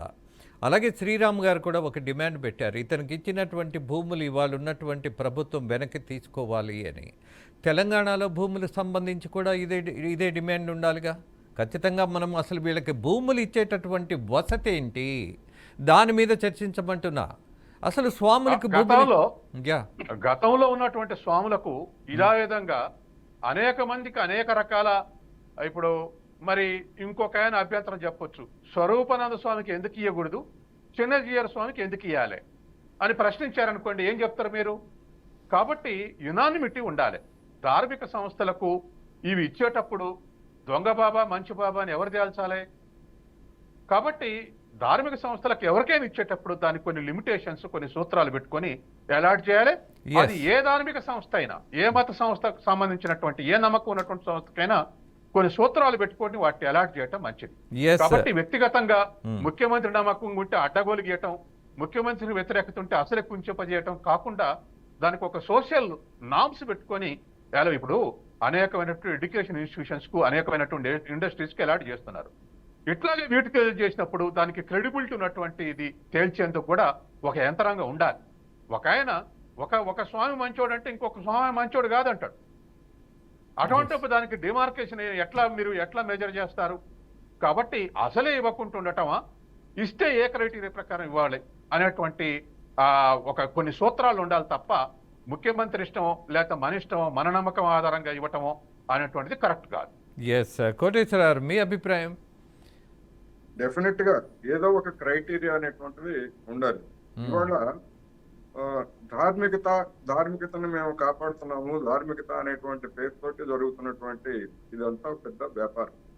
ఇప్పుడు ఇక్కడ ఈ స్వరూపానంద స్వామి గురించి లేదా ఆయన యొక్క కమర్షియల్ దాని గురించి మన శ్రీరామ్ గారు చెప్పారు. ఓకే, అది వేరే, ఆయన వ్యక్తిగతంగా కావచ్చు లేదా ఆయన ఏదైనా ఒక సంస్థ తరఫున అయినా కానీ ఆయన చెప్పుండొచ్చు ఇక్కడ. కానీ ధార్మికతను మేము కాపాడుతున్నాము, ధార్మికత కోసం పనిచేస్తున్నాము అని చెప్పేటువంటి ఇతర సంస్థలకు చెందినటువంటి, ఏది ధార్మికత సంస్థలకు చెందినటువంటి వాళ్ళు ఎవరైనా ఇంతవరకు ఈ దొంగస్వామి గురించి ప్రజల్ని, భక్తుల్ని ఎవరైనా హెచ్చరించిన పాపాన పోయారా? ఎందుకని ఆ విధమైనటువంటి మౌనం ఉంచారు అనేటువంటిది పెద్ద ప్రశ్న. ఎందుకని ధార్మికత పేరుతోటి ఎవరి స్థాయిలో వాళ్ళు చేస్తున్నారు అనేటువంటిది ఒక విమర్శ. ఇప్పుడు ఇందాక నేను శంకర్ దయాళ్ శర్మ గారి గురించి అన్నందుకు శ్రీరామ్ గారు అభ్యంతరం పెట్టారు. నేనేమంటున్నానంటే శంకర్ దయాళ్ శర్మ గారైనా, నరేంద్ర మోడీ గారైనా, జగన్మోహన్ రెడ్డి అయినా, పినరాయి విజయన్ అయినా, లేకపోతే ఇంకొకళ్ళైనా కానీ వాళ్ళకి ఏదైనా వ్యక్తిగత విశ్వాసాలు ఉంటే 4 గోడల మధ్య సాష్టాంగ ప్రమాణాలు చేస్తారో, కాళ్ళు చేతులు పిసుకుతారో అది వాళ్ళ ఇష్టం. కానీ దాన్ని ఎగ్జిక్యూట్ చేయడం ద్వారా, అధికారంలో ఉన్నటువంటి వాళ్ళు దాన్ని ఎగ్జిక్యూట్ చేయడం ద్వారా సమాజానికి ఏం సందేశం ఇస్తున్నారు? ఒక చెడు సందేశం ఇస్తున్నారు. ఇది రాజ్యాంగ వ్యతిరేకం కూడా. సైంటిఫిక్ టెంపర్మెంట్ అనేటువంటిది మన రాజ్యాంగంలో రాసుకొని మన సైంటిస్టుల పేరుతో వెళ్ళినటువంటి వాళ్ళు వెంకటేశ్వర స్వామికో లేకపోతే అక్కడ స్థానిక దేవతకో ఇవ్వటం అనేటువంటిది రాజ్యాంగమైన వ్యతిరేకమైనటువంటి వ్యవహారం. అది 4 కోట్ల మధ్య పెట్టుకోండి, మీ నమ్మకాలు, ఎవరి నమ్మకాలు వాళ్ళు పెట్టుకోండి, కాదంటలా. కానీ ఆ నమ్మకాలను మిగతా వాళ్ళని ప్రభావితం చేయడానికి లేదు. చేయడం మిగతా వాళ్ళని ప్రభావితం చేయడం అనేటువంటిది రాజ్యాంగ విరుద్ధము, తప్పది. అది నా అభ్యంతరం, అంతే తప్ప శంకరదయాళ శర్మ గారు లేకపోతే ఇప్పుడు ఎన్నికల మధ్యలో నరేంద్ర మోడీ గారు వెళ్ళి రామాలయంలో సాష్టాంగ నమస్కారం చేస్తే పెద్ద ఎత్తున దాన్ని అంతా కూడా ప్రచారం చేశారు. ఏమిటది? దాని అర్థం ఏమిటి? ఒకటి. రెండోది, ధార్మికత గురించి లేకపోతే ఇంకో దానికి లింక్ పెట్టదు అన్నారు. కరోనా సమయంలో గంగా నదిలో మునిగిపోతే కరోనా అంటదని చెప్పినటువంటి పెద్దలు ఉంది. మరి దీన్ని ఏమనాలి? ధార్మికులుగా వాళ్ళు దాన్ని గౌరవించాలా? లేకపోతే శాస్త్రీయమైనటువంటి దాంతో ఇది ఏంటి, ఈ విధంగా జనాన్ని చంపుతారా అని చెప్పేసి వాళ్ళని వ్యతిరేకించాలా? అందుకని డెఫినెట్ గా ధార్మికత పేరుతో జరుగుతున్నటువంటి వ్యాపారము, ధార్మికత పేరుతో జరుగుతున్నటువంటి దారుణాలని, ఈ దొంగసాములని ఎవరైనా ధార్మికతకు మేము కట్టుబడి ఉన్నామని చెప్పినటువంటి వాళ్ళు ఎవరైనా ఉన్నారా? ఎవరైనా ప్రకటించారా ఫలానా వాడు దొంగ స్వామి, ఫలానా వాడు కాదు, ఫలానా వాడు నిజాయితీ అని? ఎవడు చెప్పట్లేదు. అందుకని 3 పువ్వులు 6 కాయలుగా ఇట్లాంటి వాపతంతా కూడా చల్లరేకి ఇష్టం వచ్చినట్టు చేస్తున్నారు. ఎస్, నాకు అర్థమైంది. దాన్ని ఎవరు అరికట్టాలి? ఎస్ సార్, నాకు అర్థమైంది. మరొక విషయం, ఈ డిబేట్లో ఎవరిని వీళ్ళు ప్రోత్సహిస్తున్నారు? ముఖ్యమంత్రులు అవుతామన్నటువంటి ఆశాభావం ఉన్నటువంటి వాళ్ళు, దురాశతో ఆలోచిస్తున్న వాళ్ళు, సంకుచితమైన స్వభావంతో ఉన్నవాళ్ళు ఇలాంటి స్వాములకు మొక్కుతున్నారు. ఎస్, ఎలాంటి వాడు అనేది చూడట్లా. అసలు స్వామి అంటే ఎలా ఉండాలి అన్నది హిందూ సమాజంలో ఒక చాలా స్పష్టమైనటువంటి ఒక అవగాహన ఉన్నది. రమణ మహర్షి ఆశ్రమానికి వెళ్ళమనండి, ఎలా ఉంటాడు? ఆయన చూడమనండి. అసలు స్వామి అనంటే ఎంత సాధారణమైనటువంటి జీవితం గడుపుతూ ఒక సంస్కారాన్ని నేపేటటువంటి పద్ధతుల్లో ఉండాలి. కానీ వాళ్ళు పెట్టే కిరీటాలు, వాళ్ళు పెట్టుకుంటున్నటువంటి అనేకమైనటువంటి వాటిని ఏమంటారు?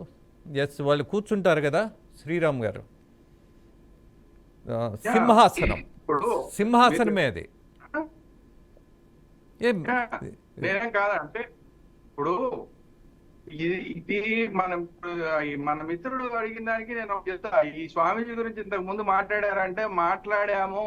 ఎస్, మీరు మాట్లాడారు, ఆ వివరం ఇవ్వబోతున్నా నేను. మీరు మాట్లాడారు, మీతో పాటు మరొక స్వామి కూడా ఎవరు మాట్లాడారు. ఫైన్, ఇది సరిపోదు అని. యా శ్రీరామ్ గారు, ఇది సరిపోదు అన్నటువంటిది కోటేశ్వరరావు గారి భావన. నేను ఇన్ఫర్మేషన్ కోసమే చెప్తాను. కోటేశ్వరరావు గారి ఇన్ఫర్మేషన్ కోసమే గతంలో కూడా హెచ్చరించాం మేము, ఇలాంటి వాళ్ళ జోలికి వెళ్ళకండి అని చెప్పి గతంలో కూడా హెచ్చరించడం జరిగింది. స్వామీజీలు కూడా హెచ్చరించడం జరిగింది, వేరే స్వామీజీలు కూడా డైరెక్ట్ గా హెచ్చరించడం జరిగింది. సో అందువల్ల కాకపోతే ఏంటంటే సమస్య ఏంటంటే మనలాంటి వాళ్ళు ఎవరన్నా మాట్లాడామనుకోండి దానికి ఎక్కువ పబ్లిసిటీ రాదు. అదే శంకర్ దయాళ్ శర్మ ఒక సైంటిస్టో లేదంటే అదే ఒక జగన్మోహన్ రెడ్డి మాట్లాడితే వెనకాల మీడియా ఉంటుంది కాబట్టి మీడియా ఫోకస్ చేస్తాం. ఈ మీడియా ఫోకస్ చేయడం వల్ల ఇదందరికి ఇది తప్ప, ఇది ఇంత చర్చ జరుగుతోంది. అంతా వ్యక్తిగతంగా పోతున్నారు. వాళ్ళు ఇప్పుడు కాజీకి పోయినా ఇంకో చోడికి పోయినా వ్యక్తిగతంగా పోతున్నారు. దాన్ని మీడియా చూపించేసరికి వ్యక్తిగతంగా కాకుండా అది జనరలైజ్ అవుతోంది. శ్రీరామ్ గారు తిప్పి మాకు పెడుతున్నారు, అదొక వార్త కింద చూపిస్తున్నాం. ఇప్పుడు ప్రధానమంత్రి ఒక ప్రదేశానికి వెళ్ళి కన్యాకుమారికి వెళ్ళారు. అక్కడ కొన్ని ఆసనాలు వేశారో లేకపోతే ఏదో ఒక పవిత్రమైనటువంటి తపోదీక్ష చేశారో, ఇట్స్ ఏ న్యూస్. దీన్ని ప్రోత్సహించటం కాదు కదా. రెండోది కాదు మన మీడియా ఎందుకు చెప్తున్నాయంటే మళ్ళీ మీడియాని మనం తిట్టుకోవాలి. ఎందుకంటే ఎన్టీ రామారావు గారు రోడ్డు మీద స్నానం చేస్తే కూడా ఫోటోలు వేసిన మీడియా ఉంది. అంటే అది వాళ్ళు ఎంత స్థాయికి వెళ్ళిపోతే ఆ స్థాయికి వెళ్ళిపోతున్నారు. వెళ్ళిపోయిన తర్వాత వాళ్ళు చేసే ప్రతి పని కూడా న్యూస్ అయిపోతుంది. న్యూస్ కవరేజ్ చేయడం వల్ల దాని మీద చర్చలు. ఆయన ఎన్టీ రామారావు గారు వ్యక్తిగతంగా ఆయన స్నానం చేసుకున్నాడు, రోడ్డు మీద వేస్తూ స్నానం చేయడు. ఆ టైం స్నానం చేయాలి కాబట్టి దాన్ని మనం ఫోటోలు వేసాం ఆ రోజు. అబ్బో ఈయనంత ఈ మామూలు ఎన్టీ రామారావు గారు అంత సింప్లిసిటీ ఎవరికి లేదని మనం అందరం దాని మీద చర్చలు చేసుకున్నాం. అట్లాగే శంకర్ దయాళ్ శర్మ అయినా, అట్లాగే జగన్మోహన్ రెడ్డి అయినా, అట్లాగే ఇంకొకళ్ళైనా కాకపోతే ఏంటంటే దాని వల్ల ఏమవుతుందంటే మీడియాలో రిక్వెస్ట్ శ్రీరామ్ గారు, మీది నెట్వర్క్ ప్రాబ్లం ఉంది, ప్లీజ్ కరెక్ట్ చేసుకోండి. ఎస్, మన ప్రధాన డిమాండ్ ఒకటే శ్రీరామ్ గారు, దొంగ స్వాములకి ఇచ్చినటువంటి ప్రజల ఖరీదైనటువంటి భూములు ఒకటి వెనక్కి తీసుకోవాలి. అట్ ద సేమ్ టైం 5 సంవత్సరాలకు పైగా పోలీసు ఎస్కార్ట్ ఇచ్చినటువంటి ఖర్చును జగన్మోహన్ రెడ్డి ఇస్తాడా, లేకపోతే జగన్మోహన్ రెడ్డి దగ్గర పనిచేసినటువంటి అధికారులు ఇస్తారా, ఎవరిస్తారు? లేదు ఈ స్వామి దగ్గర నుంచి రికవరీ చేయాలా? It has to be taken care. Yes Sriram గారు. మీరు అన్నది 100% వాస్తవం. ఈ సందర్భంలో మనం దొంగ స్వాముల గురించి, దొంగ స్వాములు అంటే దొంగ స్వాములు, దొంగ బాబాలు, దొంగ పాస్టర్లు, వీళ్ళందరి గురించి మాట్లాడుకుంటున్నాం.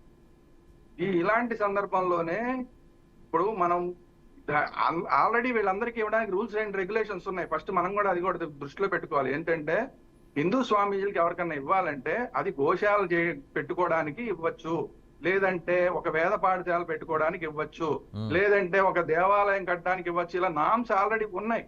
ఆ నామ్స్ ని అతిక్రమించి ఏవైతే చేశారో వాటినే మనం వెనక్కి తీసుకోమంటున్నాం. అంత మాత్రం చేత మొత్తానికి అసలు ఇవ్వక్కర్లేదంటే ప్రభుత్వాలు అందరినీ కూడా లేదని చెప్పమనట్లా. ఎస్ శ్రీరామ్ గారు, మొత్తానికి వద్దని చెప్పట్లా. ఒక సంస్కారం, ఒక సంప్రదాయం, ఒక బాధ్యత ఇలాంటివి ఉన్నటువంటి వాళ్ళకు వాళ్ళు స్వాములు కావచ్చు, స్వాములు కాకపోవచ్చు, who ever maybe. Mother Teresa ఇప్పుడు మదర్సాలకు కూడా ఇవ్వమని చెప్తున్నాం. అక్కడ జిహాదీల వ్యవహారం లేకపోతే వాళ్ళను ప్రోత్సహించమంటున్నాం. అలాగే ఎస్, ఎక్కడ అవసరమో అక్కడ ఇద్దాం. ఏదైనా చిన్న చిన్న అపోహలో అనుమానాలు ఉంటే will clear it right now.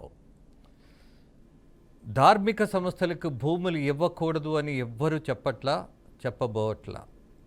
అలాగే ధార్మికత పేరుతో చేసేటటువంటి ఒక దుర్మార్గాన్ని ఆపాల్సిన పరిస్థితి మనకి కళ్ళకు కనపడినప్పుడు మాత్రం దాని మీద ప్రయత్నం చేయాల్సిందే. ఇది ధార్మికత మీద కాదు. అలాగే నేను ఇందాక అన్నట్టుగా మీరు ఏదైనా ఏ మత విశ్వాసాన్నైనా సరే మనం గౌరవిస్తాం, 100% గౌరవించాలి కూడా. దానికి సైన్స్కి లింక్ పెట్టబోటల్లా. బట్ ప్రధానంగా మనము మోసం చేస్తున్నటువంటి స్వాముల మీద కొరడా జడిపించాలి అన్నటువంటిది మాత్రం స్పష్టంగా తీసుకుంటున్నా. అది హిందూ స్వాములనే కాదు, నేను ఇందాక కూడా చెప్పా, కొద్దిగా కొబ్బరి నూనెసి నెత్తి మీద చేయబెడితే వాళ్ళు బడాలను అలా పడిపోయి పైకి లేచి అంతకుముందు నడవని వాళ్ళు పరిగెత్తున్నారని, గుండె ఆపరేషన్ వాళ్ళకు కూడా ఆపరేషన్లు లేకుండా హ్యాపీగా ఉంటున్నారని. దీని మూఢ విశ్వాసం అని అనలేమా? అనకూడదా? ఇది మతానికి సంబంధించిందైతే దాని మీద అసలు మాట్లాడనే కూడదా? ఆ మతం మీద ఏదైనా మనము కక్షగా మాట్లాడినట్టు అవుతుందా? నో, మతం మీద కాదు. మతాన్ని అడ్డం పెట్టుకొని మాట్లాడుతున్నటువంటి దుర్మార్గమైనటువంటి భావజాలం మీద మనం ఖచ్చితంగా మాట్లాడతాం. ఎస్ శ్రీరామ్ గారు, ఫైనల్గా నేను చేయదలుచుకున్న డిమాండ్ మీ ముందు పెట్టా. మీ ముగ్గురి అభిప్రాయాన్ని ఆహ్వానిస్తున్నా. More than that there is nothing to discuss I think. ఖచ్చితంగా దీనికి మీరు అన్నదానికి నేను ఎక్స్టెన్షన్ ఏంటంటే, ఈ దేశంలో ఎంత దుర్మార్గాలు జరుగుతున్నాయంటే వక్ఫ్ చట్టాన్ని ఒకసారి మీరు దృష్టిలో పెట్టి మీరు ఒకసారి చర్చ పెట్టాలి దీని మీద.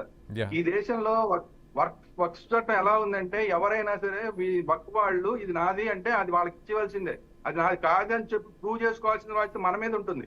ఈ రోజు ఢిల్లీలో సగానికి పైగా వక్ఫ్ అండర్స్టాండ్ లో ఉంది తెలుసా అండి. వక్ఫ్ మాదే అంటోంది, ఈవెన్ పార్లమెంట్ వాళ్ళదే అంటోంది, ఇంకా మన ఇంటర్నేషనల్ ఎయిర్పోర్ట్లు మావేనంటోంది. ఇట్లాంటి చట్టాలు ఉన్నాయి. ఇట్లాంటి చట్టాల మీద కూడా అలాంటి చట్టం ఉంటే ఖచ్చితంగా చర్చిద్దాం, 100% దాని మీద మాట్లాడదాం. మీరు అన్నదానికి ఖచ్చితంగా చర్చించాలి. ఎలాగైతే మీరు ఏదైతే అంశం లేవనెత్తారో నెత్తిన నూనె పోసి మొత్తం తగ్గిపోతాయంటే, ఖచ్చితంగా ఇప్పుడు మనం ఈ స్వామీజీ గురించి ఎట్లాగైతే మాట్లాడుకుంటున్నాం ఆ వ్యక్తుల గురించి కూడా ఖచ్చితంగా మనం మాట్లాడుకోవాలి. 100% మాట్లాడతా ఖచ్చితంగా. ఎందుకంటే పోపనే ఆయన పాపం హాస్పిటల్కి ఎందుకు వెళ్తున్నాడు, ఇంత జరిగేట్లాగైతే ఒక నూనెతో అయిపోయేలాగైతే ఎందుకు వెళ్తున్నాడు? దీని మీద ఖచ్చితంగా మనం కొన్ని చర్చలు ఖచ్చితంగా అవసరం. ఈ రోజు ఈ స్వామీజీ మీద, హిందూ స్వామీజీ మీద ఎలాగైతే చేసామో అలా మిగతా వాళ్ళ మీద కూడా ఇలాంటి చర్చలు అవసరం. ఎందుకంటే శ్రీరామ్ గారు, టైం లేదు కాబట్టి ఒకే ఒక విజ్ఞప్తి. నా ఇంట్రడక్షన్లో చాలా స్పష్టంగా చెప్పా. క్రికెట్ మ్యాచ్ నడుస్తున్నప్పుడు అనేక సార్లు చూసా, కృష్ణుడిదో లేక వెంకటేశ్వర స్వామిదో ఏదో ఒకటి హిందూ దేవుళ్ళ వేషధారణలో అక్కడ జోకర్ లాగా దేవుడు జోకర్ అయిపోతాడా? What to say? అదే మరొక మతానికి సంబంధించి ఈ భారతదేశంలో చేయమనండి. అత్యధిక శాతం ఉన్నటువంటి హిందువులు ఉన్నటువంటి భారతదేశంలో హిందువుల యొక్క దేవుళ్ళని అవహేళన చేస్తుంటే ఇందాక కోటేశ్వర గారు అదే అన్నారు, ఈ దొంగస్వాముల గురించి కొంతమంది ఎందుకు మాట్లాడట్లేదు అని. అలాగే హిందూ మతస్థులకు సంబంధించిన వాళ్ళకు కూడా చైతన్యం రాకపోతే మరి కోటేశ్వరరావు గారు, సత్యం గారు, లేదు శ్రీరామ్ గారు ఏం చేయగలుగుతారు? మనం అడుగుతున్నది అదే. ఇలాంటి వాళ్ళ మీద చర్యలు కావాలంటున్నా. ఎస్ సత్యం గారు, ఫైనల్గా మై డిమాండ్ ఇస్ దట్. ముందు 3 డిమాండ్స్ పెట్టా. ఇవాళ ఖచ్చితంగా అండి, ఇవాళ మతం ఆధారంగా మనం చర్యలు తీసుకోవడానికి వీల్లేదు. రాజ్యాంగం చట్టాల ప్రకారం చర్యలు తీసుకోవడానికి అవకాశం ఉంది. కాబట్టి ఎక్కడైతే మిస్యూజ్ చేస్తున్నారో ల్యాండ్స్ అలాట్మెంట్ కానీ లేకపోతే ఇతర ఏ విషయాలైనా, ఇవాళ స్పెషల్ ఎకనామిక్ జోన్కు ల్యాండ్ ఇస్తున్నారు, ఇండస్ట్రీ స్టార్ట్ చేయకపోతే గవర్నమెంట్ స్వాధీనం చేసుకుంటుంది. కాబట్టి ఏ పర్పస్ అయితే ల్యాండ్ అలాట్ చేసిర్రో ఆ పర్పస్ సర్వ్ కానప్పుడు వెనక్కి తీసుకోవటం అనేది ఆనవాయితీ. కాబట్టి మతం ఆధారంగా కాకుండా అది రాజ్యాంగ చట్టం ప్రకారమే దాన్ని వెనక్కి తీసుకోవాల్సినటువంటి అవసరం ఉంది. ఇది మొదటి అంశం. తర్వాత రెండోది, దొంగ స్వాములు, దొంగ బాబాలు, దొంగ పాస్టర్లు ఇటువంటి నడుస్తూ ఉన్నాయి. చాలా కృషి జరుగుతూ ఉంది. చాలా మంది కృషి చేస్తున్నారు, వీటి మీద వ్యక్తులుగా సంస్థలుగా కృషి చేస్తున్నారు. దీంట్లో రాజకీయ నాయకుల యొక్క వైఖరి కూడా మారితే ఈ మూఢనమ్మకాలు, జనంలో ఉన్నటువంటి మూఢత్వం పోతే ఈ సొసైటీ ప్రోగ్రెస్ అవుతుంది. మీరేమనుకోకపోతే సత్యం గారు మీకు తెలియదని కాదు, రాజకీయ నాయకుల మీద నాకు ఎక్స్పెక్టేషన్స్ లేవు, మీలాంటి వాళ్ళ మీద ఇంకా చాలా ఎక్కువ ఉంటుంది. ఎస్, అది ఒక రెండో అంశం. తర్వాత మూడో అంశం, ఇవాళ ఎవరైతే ప్రజాప్రతినిధులు ఉండరో వాళ్ళు వెళ్ళి సందర్శించేటప్పుడు కనీసం ఒక అవగాహన ఉండాలి. పోయే దేవాలయం మీద, పోయే చర్చ్ మీద కానీ, పోయే మసీదు మీద కానీ ఇది ఖచ్చితంగా ప్రజలకు ఉపయోగపడేదనా, ప్రజల విశ్వాసం ఉందా? స్వరూపానంద స్వామి ఉంది, దాంట్లో ప్రజల విశ్వాసం ఉందా, నిజాయితీ ఉందా? అంత లేదు సత్యం గారు, అంత బాధ్యత లేదు. నాకేం వస్తుంది అన్న దాని మీదే వెళ్తున్నారు. టైం లేదు కాబట్టి. ఎస్ సత్యం గారు, మీరు చెప్పింది I got it. And Koteswara గారు, మీ చివరి కామెంట్తో ముగిస్తా. డెఫినెట్ గా మత సంస్థలకి కానీ ఏ మత సంస్థ అయినా కానీ భూములు కనుక ప్రభుత్వ భూములు, ప్రజల భూములు ఇచ్చినప్పుడు వాటికి నిర్దిష్టమైనటువంటి ఆంక్షలు పెట్టాలి. ఆ ఆంక్షలను ఉల్లంఘించినటువంటి వాటిని ఎప్పుడైనా రద్దు చేయడానికి ప్రభుత్వాన్ని అవకాశాన్ని అట్టుపెట్టుకోవాలి. ఒకటి. రెండోది, ఇప్పుడు రాజ్యాంగం, లౌకిక రాజ్యాంగం అంటే మతరహితంగా ఉండాలని తప్ప అన్ని మతాలను సమంగా గౌరవించి అన్ని మతాల మూఢ విశ్వాసాలని లేదా వాటి అన్నింటినీ పెంపొందించమని కాదు అర్థం. అందుకని ఏ పర్పస్ తోటి అడుగుతున్నారు? ప్రజా పర్పస్ తోటి అడుగుతున్నారా లేకపోతే మతరహిత రాజ్యాంగం కాదండి మంది. మళ్ళీ ఇక్కడే సమస్య వస్తుంది. మతరహిత రాజ్యాంగం కాదు మంది. అది మీ అభిప్రాయం ఉండదు. అది మీ అభిప్రాయం. నా అభిప్రాయం కాదు సార్, నా అభిప్రాయం కాదు, నా అభిప్రాయం కాదు. నేను చెప్తా. కోటేశ్వర శ్రీరామ్ గారు, మీరిద్దరు విజ్ఞానవంతులే. Will make a debate on that. Yes Koteswara garu, అలాగే శ్రీరామ్ గారు, మీకు టైం ఉంటే కన్ఫ్యూజన్ లేకుండా, మళ్ళీ సమయాభావం లేకుండా, నేను రేపే అసలు మన రాజ్యాంగం మతాలకు అతీతంగా ఉన్నదా లేకపోతే మత విశ్వాసాలకు లోబడి ఉన్నదా అన్న దాని మీద రేపే చర్చ పెడదాం. ఎస్ సత్యం గారు, మీరు కూడా will you please join for this debate. రేపే మనము ఒక క్లారిటీ ఇద్దాం. బట్ చివరిగా నేను చెప్పదలుచుకున్నది ఒకటే, ఇక్కడ మనము జస్టిఫై చేయలేము. మీరందరూ అన్నట్టుగా ఏ స్వామి మంచోడు, ఏ స్వామి దొంగోడు అన్నటువంటిది మన పని కాదు. బట్ దొంగ స్వాములను గుర్తించగలిగేటటువంటి మినిమం పరిజ్ఞానం మనకున్నది. ఆ పరిజ్ఞానంతో మనం ఆలోచించినప్పుడు ఇలాంటి దుర్మార్గపు స్వాములు చేసినటువంటి వ్యవహారాల మీద మనకి స్పష్టత ఉన్నది. అలాగే ప్రజల ఆస్తులను కొట్టేసినటువంటి సమాచారం ఉన్నది. అలాగే మత విశ్వాసాలను పెంచవచ్చు, తప్పులేదు. మూఢనమ్మకాలను పెంచి పోషించేటటువంటి వ్యవస్థను మాత్రం బద్దలు కొట్టాలంట. అలాంటి వాళ్ళకు భూములు ఇస్తే మాత్రం ఖచ్చితంగా వ్యతిరేకించాలంట. అది ఏ మతమైనా సరే, ఏ మతానికి సంబంధించిన వాళ్ళైనా సరే, ఖచ్చితంగా ఇలాంటి దుర్మార్గం కష్టపడి ప్రజలు దున్నటానికి సిద్ధపడితే ఎకరం భూమి ఇవ్వలేనటువంటి ప్రభుత్వాలు ఇవాళ స్వాములకి, అలాగే అనేక మంది దుర్మార్గులకి, అలాగే ప్రజాసేవకు వచ్చామని చెప్పుకుంటున్నటువంటి ప్రజాప్రతినిధులు విశ్వనగరం అని చెప్పుకునేటటువంటి హైదరాబాదులో భూములు పంచుకుంటే ఆ భూములు మళ్ళీ అమ్ముకుంటే కూడా దిక్కు లేదు. అలాగే మరొక విషయాన్ని చాలా స్పష్టంగా గుర్తు చేస్తారు శ్రీరామ్ గారు. ఏ పర్పస్కి అయితే భూములు ఇచ్చారో you take it Hyderabad only. హైదరాబాదులో ఏ పర్పస్కి అయితే భూములు ఇచ్చారో ఆ పర్పస్కి వాటిని వాడట్లా. వాళ్ళకున్నటువంటి ఆధిపత్యంతో, అధికారుల యొక్క మద్దతుతో, అలాగే పాలకపక్షానికి సంబంధించిన వాళ్ళ స్నేహ బంధాలతో వాళ్ళు వాటిల్ని వ్యాపార వ్యవస్థగా మార్చేసుకున్నారు. ఏ పర్పస్కి ఇచ్చారో ప్రజల భూమిని ఆ పర్పస్కి వాడట్లా. అలాగే విశాఖ నగరంలో సంబంధించి కొండలను విభజించి మరీ ఇచ్చేశారండి ప్రజల కొండల్ని. ఎందుకు ఇచ్చారు అని అంటే ఏదో చెప్పేశారు. మరి అది జరుగుతుందా? ఏం లేదు. మనం చూస్తూ కూర్చోవాల్సిన పరిస్థితి లేదు. ఖచ్చితంగా వాటిల్ని కూడా బయటికి లాగుదాం. ఎనీహౌ, ఒక మంచి చర్చలు, ఒక ఉపయోగమైనటువంటి విశ్లేషణతో ముందుకొచ్చిన సత్యం గారు, కోటేశ్వరరావు గారు, శ్రీరామ్ గారు, మీ ముగ్గురికి ధన్యవాదాలు తెలియజేస్తున్నా. రేపు మీరు అన్నటువంటి సబ్జెక్టు మీద మీరు ముగ్గురు సిద్ధమంటే మాత్రం ఖచ్చితంగా మన రాజ్యాంగం మీద, మీరు అనుకుంటున్నటువంటి భావాల మీద డిబేట్ పెడదాం, క్లారిటీ ఇద్దాం. ఇది ఫర్ ద పీపుల్. నమస్తే, మీ రాజేంద్ర.